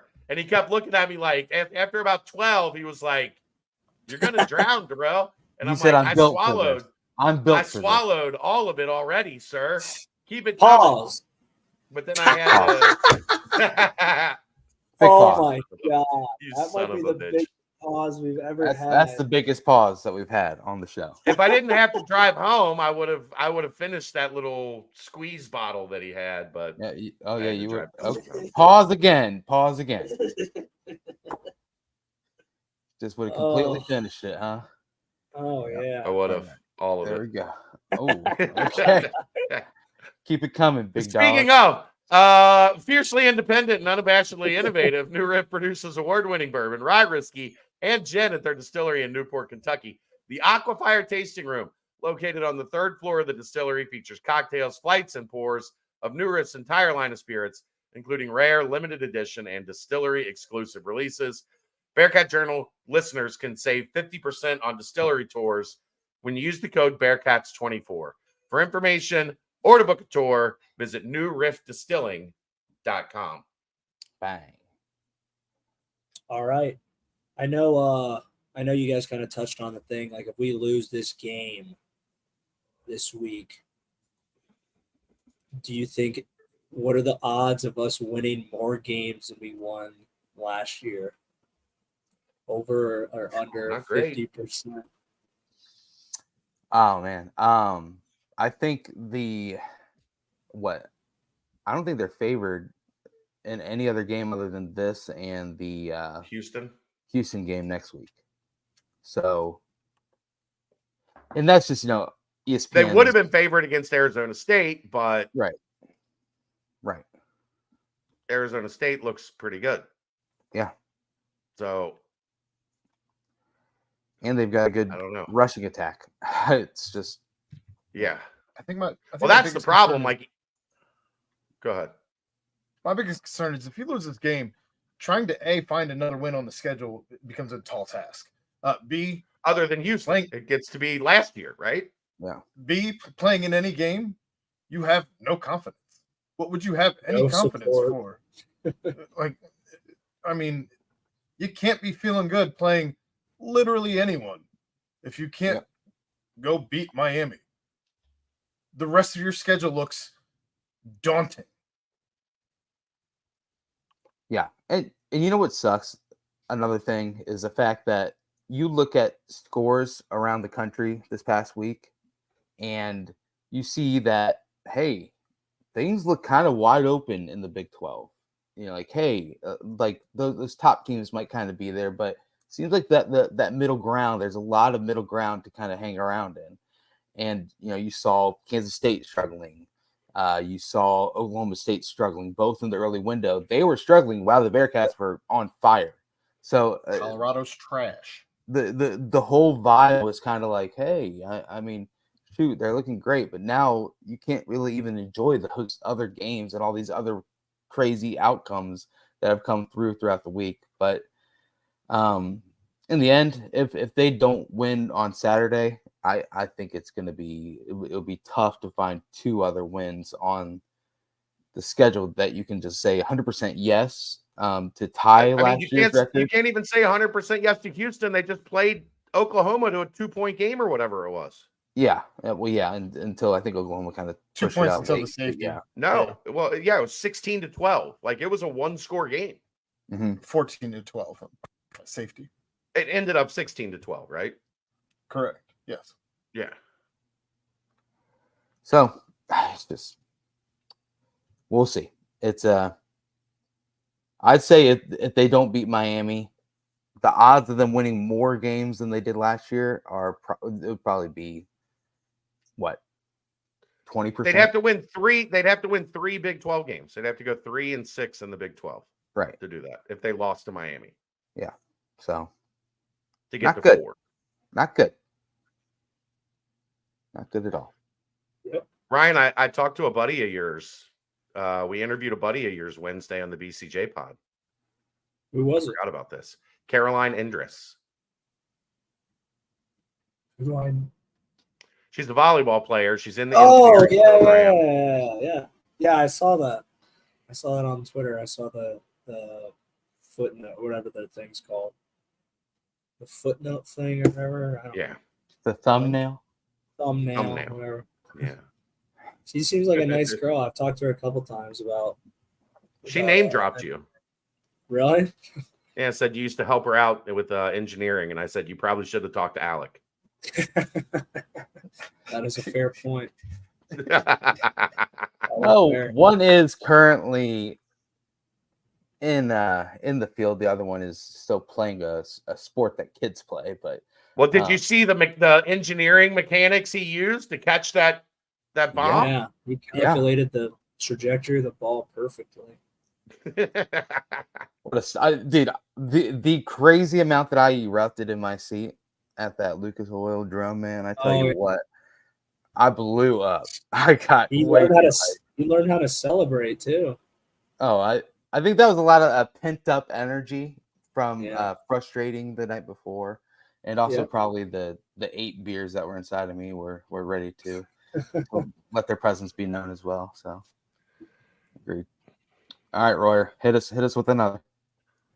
Who do you think is the best player on our defense right now, not named Dante Corleone? Because I can't even pick really. I mean, there's one player that's had a drastic turnaround from a year ago. Jordan Young. Yep. JY. Yeah. The guy, Yeah. JY the Warden. We have not really heard the Warden's number called much, which means he is He's doing his job in coverage. Whoa. They are not throwing his way. Well, you look at kind of the other side, and not to pick on Kalen Carroll at all, but you got to get a pass rush to kind of help him out a little bit. Roy, you mentioned that one play where the dude just zigzagged back and forth. I mean, Carroll was guarding him man on man, and he did a fine job until the guy did one final zigzag out into the corner of the end zone. It was just like, what the hell's going on here? Some guy was doing that for me. I thought the play might have been over, and he was just like messing with me if he did it 3 different times. Yeah, it's just like, I would have shanked him. On? Yeah. All right, you're done doing this, sir. But I'd say I mean Minkins I thought had been playing pretty well. Obviously the injury kind of sucked. And I don't even think we got a word on what it was. That was a great read on that interception because he was a long way away when that ball came out of Holstein's hand. I mean, he was all the way over in center field, never broke stride, and undercut that thing and made the interception because that was a touchdown. Yeah. I mean, that was the receiver had gotten a little bit of separation. Holstein had held the ball forever, waiting for him for the route to break open. He threw that as confident as you'll ever throw it as a quarterback, thinking you're going to get a long touchdown. And Minkins did a phenomenal job recognizing the play and going over and making that interception because, I mean, that could have changed the entire tone of the beginning of the game if Pitt goes right down the field and scores there. Yeah. I think you could mention Derek Canteen or Jared Bartlett as well as guys on this defense that have just there's guys that have flashed. They're just not playing well as a unit yet. Right. I agree. Man, they got to step up as a unit. All right, Royer. Last one. Last one. Being it's our first away game coming up next week, where is your guys' dream place? What's your favorite place to watch a Bearcat game away? Ooh. Like the like house, stadium? No. The Holy Grail. Just like Holy Grail. Like if you got a restaurant or like your favorite type, you just like doing the couch or you got like and what goes into it? Are you a sober attender? Reminder, every away game, there's a BCJ watch party at the Holy Grail. So the Bearcats are on the road. They're not playing at Nippert Stadium. We will be at the Holy Grail. There will be drink specials. There will be great food. There will be a great time to be had by all at the Holy Grail this Saturday as the Bearcats take on Miami. If you're not going to the game, get your ass to the Holy Grail. Yep. Talk more about that Wednesday. I'm a little weird when it comes to if I'm not at the game, I cannot be at a bar location watching the Bearcats. I need the sound on. I need to be kind of just locked in, because then I get a little bit too sad or happy one way or the other. And I mean, shit, my palms are sweating from the literally knees are from weak, the third quarter all the way through the end of the night. I was damn at Murphy's trying to grip my Cincy Light, and I just kept slipping through my hands. My palms were so damn sweaty. So it's just I get too emotionally locked in. But yeah, so I would be at home watching it on the couch. I'd prefer to be isolated. That way, if I want to act an asshole and just lose my entire mind, there's no one around to judge slap me. People in the back harder than shit. Throw your head into a fan. Yeah. Every time something happens. Ow! just not to have anybody interrupting when you're trying to watch and all of that. So That's I annoying, isn't it? Yeah, I prefer to be isolated. Do you guys have a go-to like food that you like to have when you watch the Cats? Oh, dude. Basically Pizza. every road game for like the past 3 years, we get pizza at the Holy Grail. They got some good pizza there. God, Pizza, and then if I'm feeling frisky, Ooh. we'll get an order of wings to go along with the pizza, and me and my dad and my cousin Nick, will split Awesome. pizza and wings, Mm. and kind of do some damage there. Maybe we'll do pizza early, Yep. and then wings at halftime, or maybe some. Okay. They have ballpark nachos Oh, at the Holy Grail. Hold Maybe up, we'll man. do those after halftime. okay. But yeah, I go to how sad is this, Ryan? I go to the Grail. I have a tab as part of the sponsorship, and I don't drink Why? because I have to come home and work. And because you're not That's there. my dedication to the craft. Duh. Come home and work. Who said you couldn't work under the influence? That's what I do every day at my job. Under the influence of coffee. Of love for engineering, man. That's what I'm talking about. I don't know what you're talking about. Positive vibes only out here. Corny, guys. corny ass joke to end the Royer segment. Gosh, you're so You're good. not even a dad yet, man.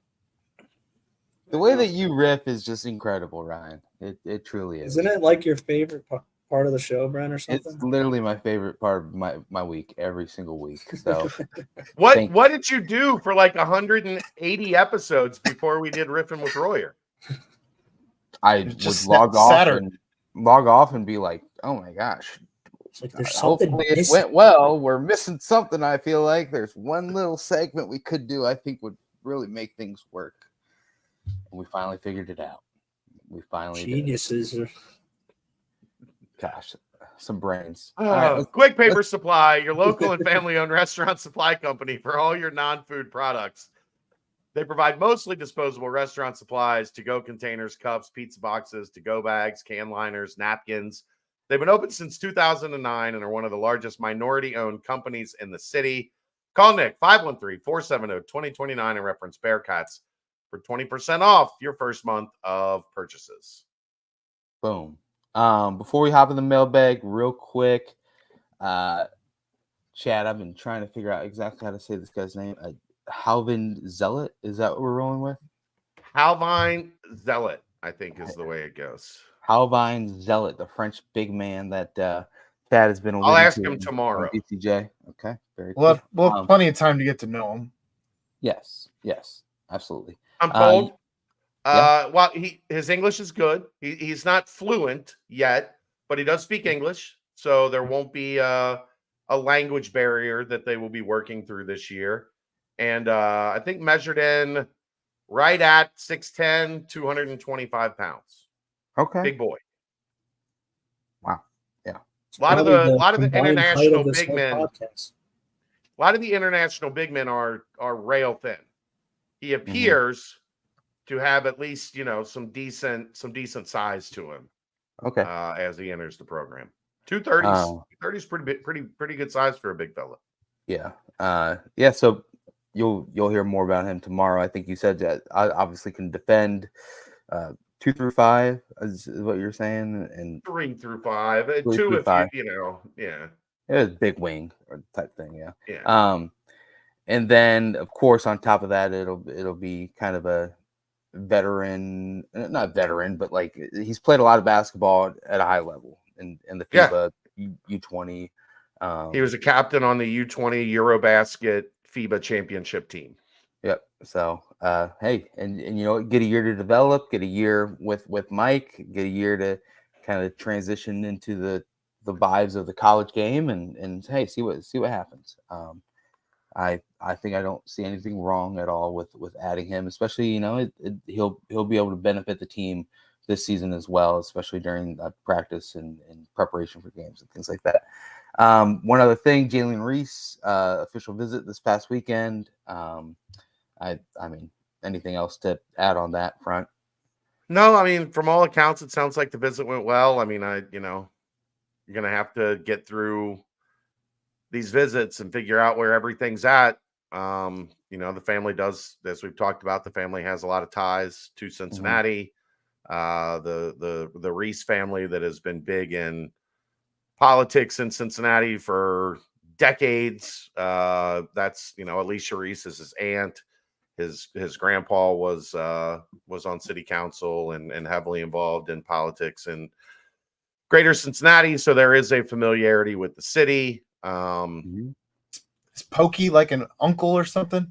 That'd be fun. No, that would be. No.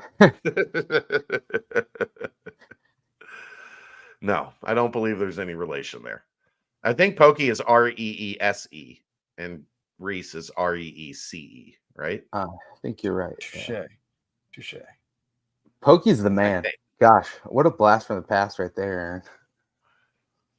Good job. Saw the basketball team again down on the field. They like Tyler Betsy loves football season. Like he wants to stand in the front row of the student section like every game. That wears off after a year or two, but those guys were having a good time down on the field before the game. How about Wes? Yeah, wait, did he leave right after the game and then and was back for dinner? No, he left at he stayed for kickoff. Yeah.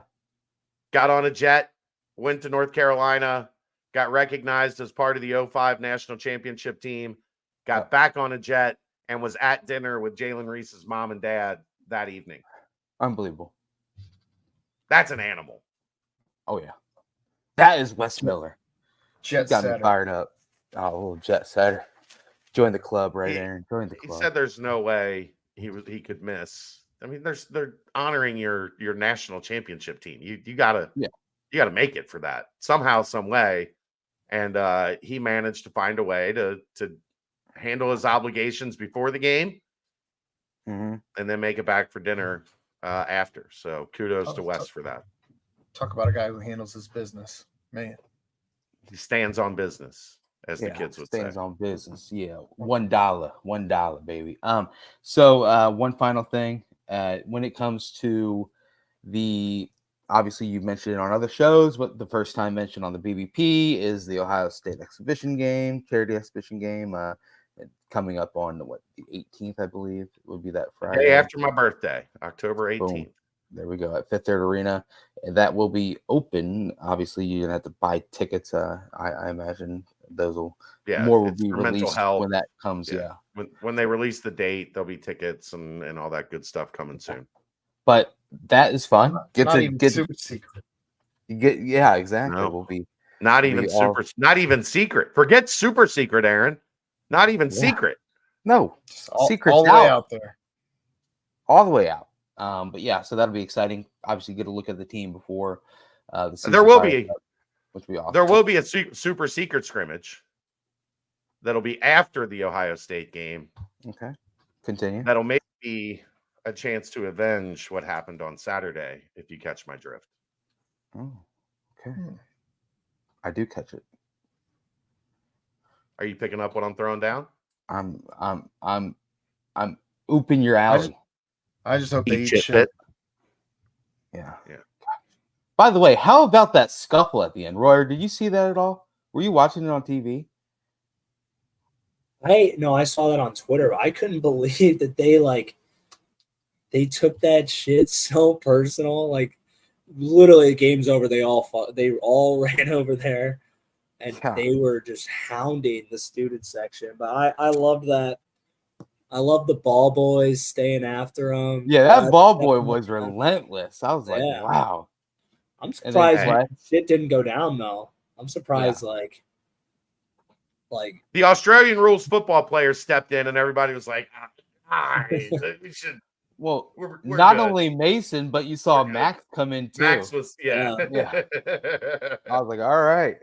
If something goes down, I thought that had way more of a chance of going south. Maybe you mess with the rake, but you don't mess with the rake and the shovel. Heard that. Yeah. I'm happy you went with shovel. There were a lot of other gardening tools available for your use there, but you went shovel.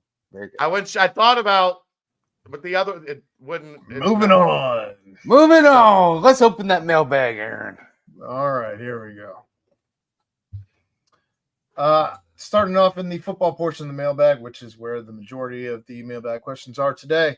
I believe during fall camp mentioned he expected to see more bubble screens, but I am not sure that they ran more than one or two on Saturday, and the overall screen game seemed non-existent. Has some occurred that led to the change? Wouldn't that have negated some of their rush and not allowed the DBs to play 10 yards off the ball? Maybe. I mean, I know they tried to run the one in the second half, They had and Tyron Smith on one. and I think they then tried to do Sorsby Turner as overthrew well. one Yeah. to Aaron Turner. I think a lot of it was execution. Like you've got to be able to execute, and they did not execute at a high level in the second half on pretty much anything. So, yeah. All right. I didn't say anything specific about bubble screens. I don't think.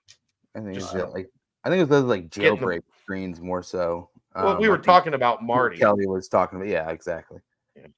Reed, you just like end arounds because they work in college football 25 and you want to see your team run them. Yeah, No shame there. Jet sweep. and yeah, no Barry Jackson touch at all in this game. I don't know.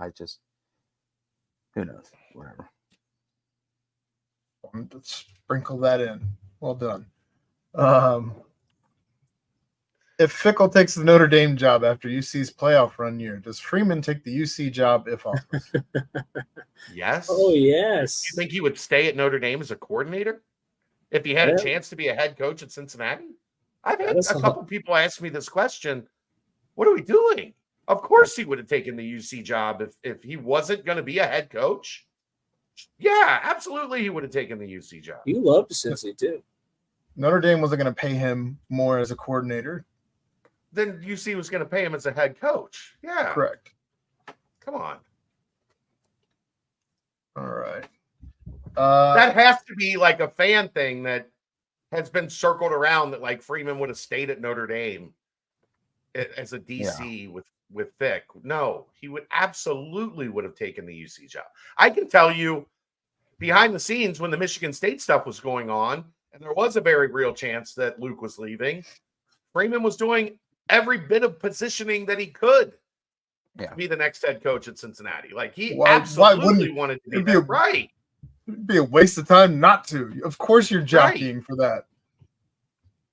Yeah, he would have absolutely been the coach if Fickle left, but Fickle was never going to leave because he wasn't going to talk to Notre Dame until after the Cotton Bowl, and Notre Dame wasn't going to wait. So it played out how it played out. Shoulda, woulda, coulda. All right, serious question. Don't dismiss without hearing me out. As opposed to an unserious question. Is this the worst place UC football has been post 2006-ish? At least when Tuberville started to bottom out, he was late in a contract and had 3 winning seasons to start his tenure. We are now a year and 2 games into this tenure and are 2-10 against FBS teams with no FBS wins at home. Also, we are in the beginning stages of a massive contract. Obviously, things can turn around for the staff, but am I being a prisoner of the moment by saying this is the worst place this program has been in the modern era, or am I pulling a John Rothstein? I don't know that it's not far. If it's not the worst, I mean, it's not far off. Like the numbers are the numbers. They have not beaten an FCS team at Nippert Stadium since Satterfield got here. That's a real thing. Their only wins in the 9 games played at Nippert are against Towson and Eastern Kentucky. I never thought I would see a period of time where there would be 7 straight losses to FCS teams at Nippert Stadium. So, especially because some of the teams that came in aren't great teams. Like that Baylor team last year, it was not a good team. Yeah, no. So and Pitt is not good. No, that is not a good Pitt team. That is a team that deservedly was getting beat 27-6 and getting outplayed in every facet of the game up until they weren't. I I mean, look, things were, you talk about the Tuberville stuff. Yes, he had a couple winning seasons, but people were out on him pretty quick.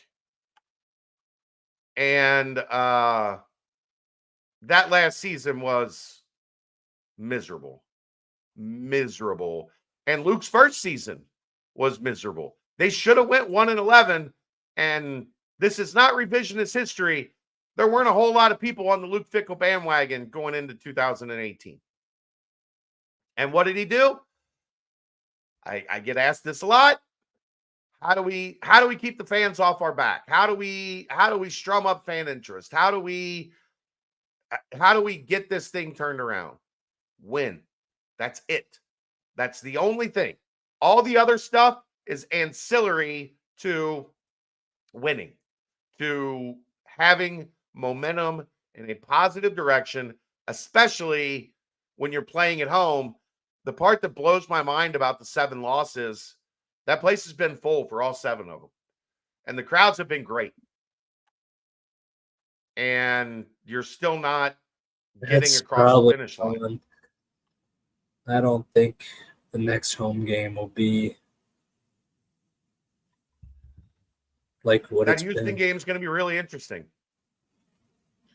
It's supposed to be, and like if you're looking at the long-term forecast, it's supposed to be another awesome afternoon. I think 84 and sunny is what it says now. That obviously is subject to change. It's so far out, but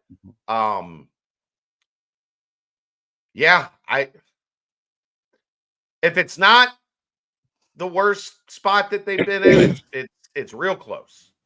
Yeah. But I do remember in Fickell's first year, things felt pretty bad. There wasn't a whole lot of hope in year 1. We were terrible. Terrible. We should have won 2 games. Should have won 1 game. Yeah. The FCS game was close. Austin P. Yeah. You got peed on. So, yeah. After fall camp this year, UC football starting offense has to play defense against UC's starting defense playing offense. Do you think the offense turned defense can shut down the Black Cats running an offense? Curious who would do better playing on the other side of the ball. This question is next question. The UC defense does not have a quarterback. Brady Drogosh. So they Oh, starting. Never mind. Dante Corleone, Wildcat. Not so fast, my friend. But it'd be the starting offense. The defense turned offense would get killed. Period. Yeah. Who's the running back? Who are you going to put on the defense at running back? Bartlett. It's a big running back. Or Golday. Maybe Sanks. Golday might be your option at maybe Sanks. You got Mike Altstadt in there? What are you doing? Big, fast, strong, man.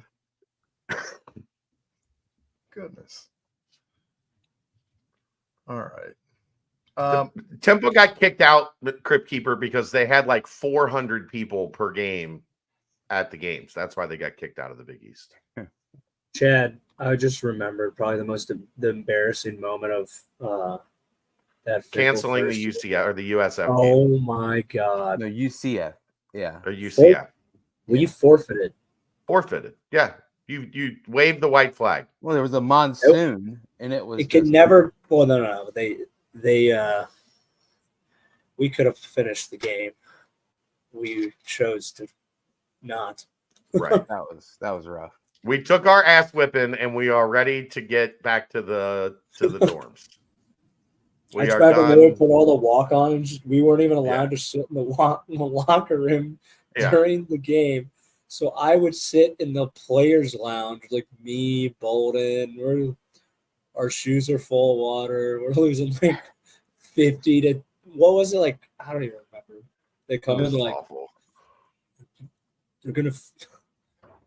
I don't even remember what they said, but essentially, I bet on the Bearcats that game. Shocker. Didn't go too well. Did not go too well. I mean, you are just a bad gambler. Yeah, you could say that again. You are just a bad gambler. Yeah. It was 51-23 Years ago. All right. 51-23. When did you first start to feel the game? Go ahead. When did you first start to feel the game was slipping away and we were headed for a full-on collapse? Number one, the 6 to 10 point swing in the last 23 seconds of the first half. Number two, after the way too easy touchdown that made it 27-13 to end quarter three. Number three, after the early quarter four touchdown that made it 27-19. Number four, after the touchdown that made it 27-25. Number five, when we failed to convert during the 2nd and 1 series late in the game. Or number six, after the defensive delay of game call. So initially, right before the half, I felt ominous, but then they answer it out of the half with 10 unanswered points. Like that felt like, okay, we avoided disaster. We averted disaster, especially when Pitt takes that ball to the 50 to start the second half. It was like, oh, Christ. Yeah. Like they're going to score a touchdown. It's going to be a 4-point game. And then we've got a battle on our hands. They get the stop. They take over. They go down. They get a touchdown. They come back. They get a field goal. Now it's 27-6. Felt good. When they scored to cut it to 27-13, it crept in a little bit. That if they're not careful, this is one touchdown away from being real dicey. Yeah. So I would say 27-13. Yeah, because after the Royer touchdown, I was like that was when the Kool-Aid text happened. So yeah, that's when you two knuckleheads were celebrating a victory. I mean, come on, like that was Cloud 9 territory right there.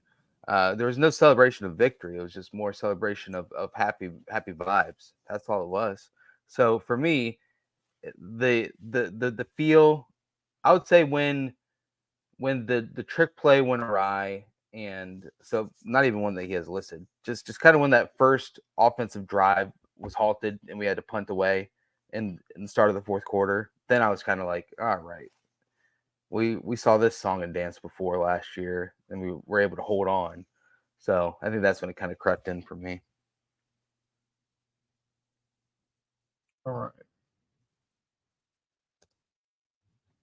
How would you characterize the need to beat Miami this week and bring back the victory bell? A, if we don't win, just push the button and let the missiles fly. B, we better win or the Houston game attendance falls below 25,000 or worse.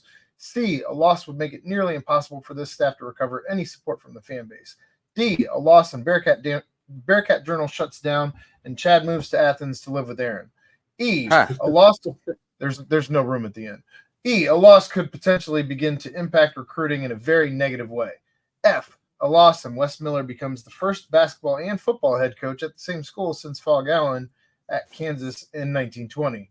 Or G, a blowout win is required to avoid a lynch mob mentality on social media. P.S. Wes keeps Sat on staff as the team clock management guru. Can't remember all of those. Yeah, I am so lost. The missiles are flying if we live. It's over. Yeah. It is over.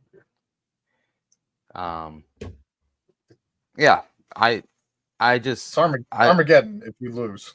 Yeah, I say the one that Chad ends up relocating in Athens with Aaron would be an awesome sitcom that I would love to watch and direct. So I'll go with that one. If I relocate anywhere, it's going to be like, it's not going to be Athens. I mean, it would be Nothing an awesome against Aaron. sitcom. I might like Brent. You need you want a roommate? Like get a condo in Florida or something? Hell yeah! Come on, you All kidding me? You kidding me? Yes. We'll just do the now show that from would 2 be different bedrooms. I was gonna say that would be an even better sitcom. We'd put that one on HBO. That one would not be on over the air television. Yeah, not an NBC special that you guys would have. That would be no, exactly. Huh. I'm just envisioning all of that. Aaron's got 4 kids. I'm not going there. No. No. This is All the right. Dr. Evil gift. Come. Good evening. We understand there are multiple parts that must work together to be successful, so this is not a shot at any individual or position. Over the last several years, UC place kicking has ranged from excellent to inconsistent. We have benefited from the former and suffered from the latter. It seems some schools, however, excel in this area consistently over the course of several years. Why? Is there 1, a talent shortage overall, 2, individual coaching deficiencies, or 3, just an overarching difference in commitment levels across programs and coaching staffs to that facet of the game? Are our issues fixable? I mean, it's just a matter of like recruiting a good kicker, and that's really all it comes down to. I mean, like we've talked about, they've been very lucky in that like the operation, the snapper and the holder have been very good at UC for a long time. Like a long time. Right now they've got a new long snapper that is not, fully up to speed yet. It doesn't feel like. There's been a couple low snaps.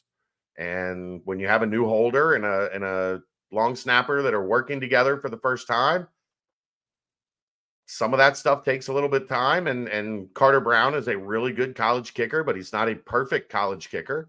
So I don't know. I think that's maybe overanalyzing it a little bit. I think there's been some years that they've had not so great kickers. There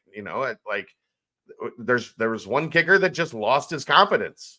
And it is a confidence deal kicking field goals. Like it is half of the game is 90% mental when kicking field goals, an old Yogi Berra-ism. So I don't know that there's like an answer to that. I think when they've had good kickers, it hasn't been a problem. When they've had kickers that aren't up to par, then the kicking game has been a concern. So I think that's the easiest answer to it is got to find a good one. They're out there. Just got to go find them.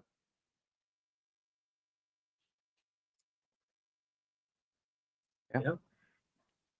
Winning needs to be restored at Nippert. There are only 4 more home games this season. Crazy to think. Houston, Arizona State, West Virginia, and Sunny D's Horned Frogs. What will UC's remaining home record be? You got to find a way to win 2. Yeah. Right? Yeah, I don't think TCU is very good. Some way. I don't either. Arizona State might be. Right. Which then is like the flip there. So I'd probably beat Houston, beat TCU.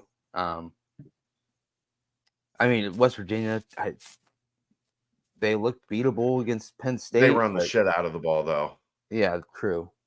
Yeah. They might be one of those teams that runs it 40, 45 times against Cincinnati. Yeah. 2. Yeah. Needs to be 2. That way you go 3-3. At least, yeah. Yeah. That way you go 3-3 and you don't feel terrible about it. Mm-hmm. The corners we are cutting, trying to save face for this season already. I'm not cutting any corners. I'm giving an honest answer. Just, it hurts. I want to win all 4. There we go. I would like to win all 4 as well. Give me all 4 wins. All 4. The question was, like, how many do they need to win? What will their remaining home record be? I'm trying to be realistic. It needs to be 3-3. Minimum. Yeah. All right. This might be more of a question for Ryan's football expertise. Are the linebacker and safety run fits super late or non-existent? I also believe I've seen some bad angles taken by both the linebackers and safeties. Fair. I think that's fair criticism. I think I'm having I think what needs the most work is just overall one-on-one block defeat in the run game for the linebackers, their lateral block defeat. When they're kind of having to, it's not like they're having to run down like a bubble or like a full-on like toss play or like super outside zone and stretch. It's more just kind of like having to get over of a tackle or having to fight over across the line to fit as like the away backer. I think they're just having lateral block defeat issues. I think, you're gambling when you're asking the safety to come screaming down, and that means the linebacker is not going to try to bob and weave out into a different gap to try to make a play, and you're kind of asking two guys to kind of work in unison sometimes where one guy has no idea what the other guy's going to do. And I think you've seen that happen a couple times now where the safety screams down and is just completely like running right into the linebacker or over pursuing and just getting cut up on and getting gashed for 10 to 12 yards. I think overall the whole run game has to be better for the defense because we got to find guys got to find ways to win their one-on-ones, and guys up front got to find ways to eat up some blocks, and guys like Dante do really well at that. But I think as a unit, the whole front D line and linebackers have to be better because the safeties, like we've talked about it, they're going to be in the fit, but what they're going to be asked to do in the fit is way more difficult. It's way more prone for mistake. So we can't rely on them. Right. All right. It's as detailed an answer as you're going to get anywhere. Love it. That's going Baby. to wrap up the football portion of the mailbag. So moving on to the basketball portion of the mailbag, there's one question here. Okay. Any practice news, recruiting news? Uh-huh. Whoa. No. Why would Could have And that earlier wraps up we did touch on a little bit, so go back and check that out again. guys? I promise I'm not hiding stuff from you. I have to say this like every like 6 weeks. It feels like if there is information, I share it with you as soon as I can share it with you. Promise. Yeah. That's how we make money. That wraps up the basketball portion of the mailbag. And the last portion of the mailbag, the banks portion, there's only one question here. You can only drink 2 beverages the rest of your life. Which ones are they? All right. Water? So I have a clarifier here. Water, if I'm allowed the little like powder stuff, like if I can flavor my water. Because if not, then I have to go with like something like a Gatorade or something that like, you can get some of the same benefits, but it has flavor. I drink a lot of water. Okay. But occasionally I need some flavor because the other answer is beer. And a man cannot live on beer alone. Yeah. So if I'm allowed to like occasionally season my water with some flavor packets, water and beer, Cincy Light preferably. I don't know if that's doable with the packets. I'm not adding any liquid to it. I'm not adding another beverage to it. Fair point. Gosh, I wish it was 3 because then I'd throw in iced coffee as well. But it's going to be water and Cincy Light for me. Water and Cincy Light. Close third is iced coffee, and maybe some sort of pizza. Definitely some pizza somehow in there. That's not a beverage. And New Riff. You blend your pizza. Yeah. I don't know. Bourbon and beer would be a tough call. Like the defining like Right. It's like am I gonna like sip and like be able to just continue drinking this for forever? Am I just gonna be getting effed up a lot? Yeah. Would be bourbon gets me drunk. Beer does not really do much to me. No. Bourbon, I get drunk. And I have I feel fuzzy in the morning. Yeah. Beer, the alarm goes off at 6:30. I can wake up just fine. Exactly. To keep mine PG, it would have to be water and Coke. I love Coke. That's my cocaine. But yeah, but I've had to switch it to Coke Zero now. I'm trying to be health conscious. But then if I'm gonna go, your Coke Zero instead of diet. Yeah. Okay. Yeah. Vodka soda with lime. I mean, tequila soda with lime is Mr. Reliable. Oh yeah. And then Bush Light, man.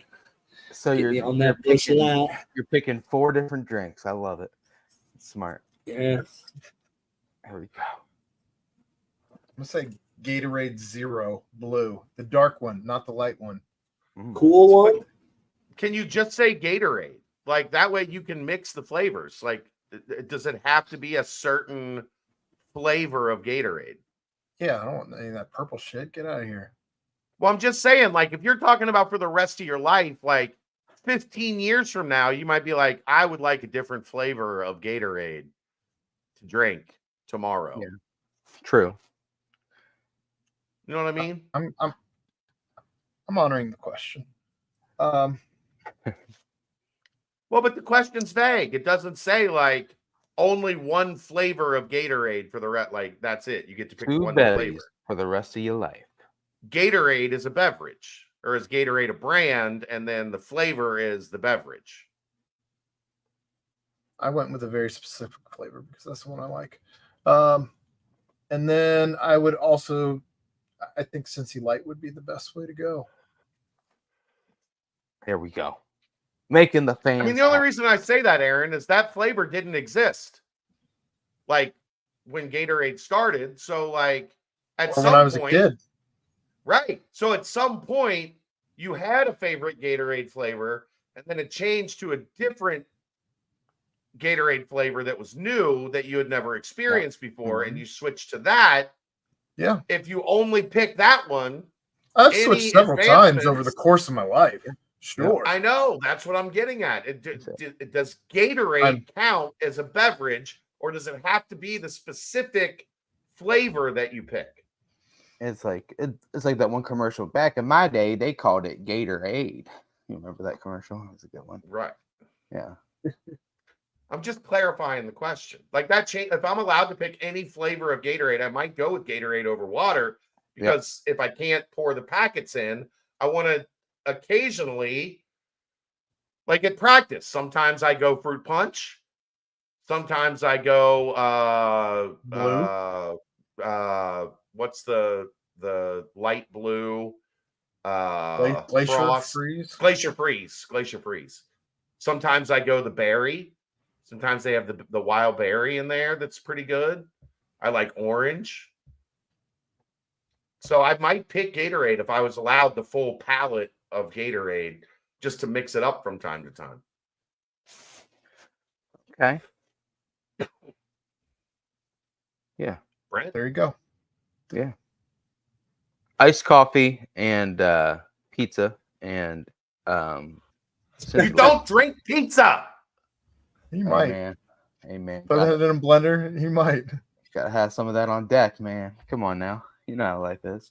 But hey, guys, you know what? This is a big weekend coming up. Bell Week is as they call it. The battle for the victory bell. Must win. Put up or shut up time. It's a must win. Program defining, culture validating game on Saturday at 12 noon. ESPNU, Oxford.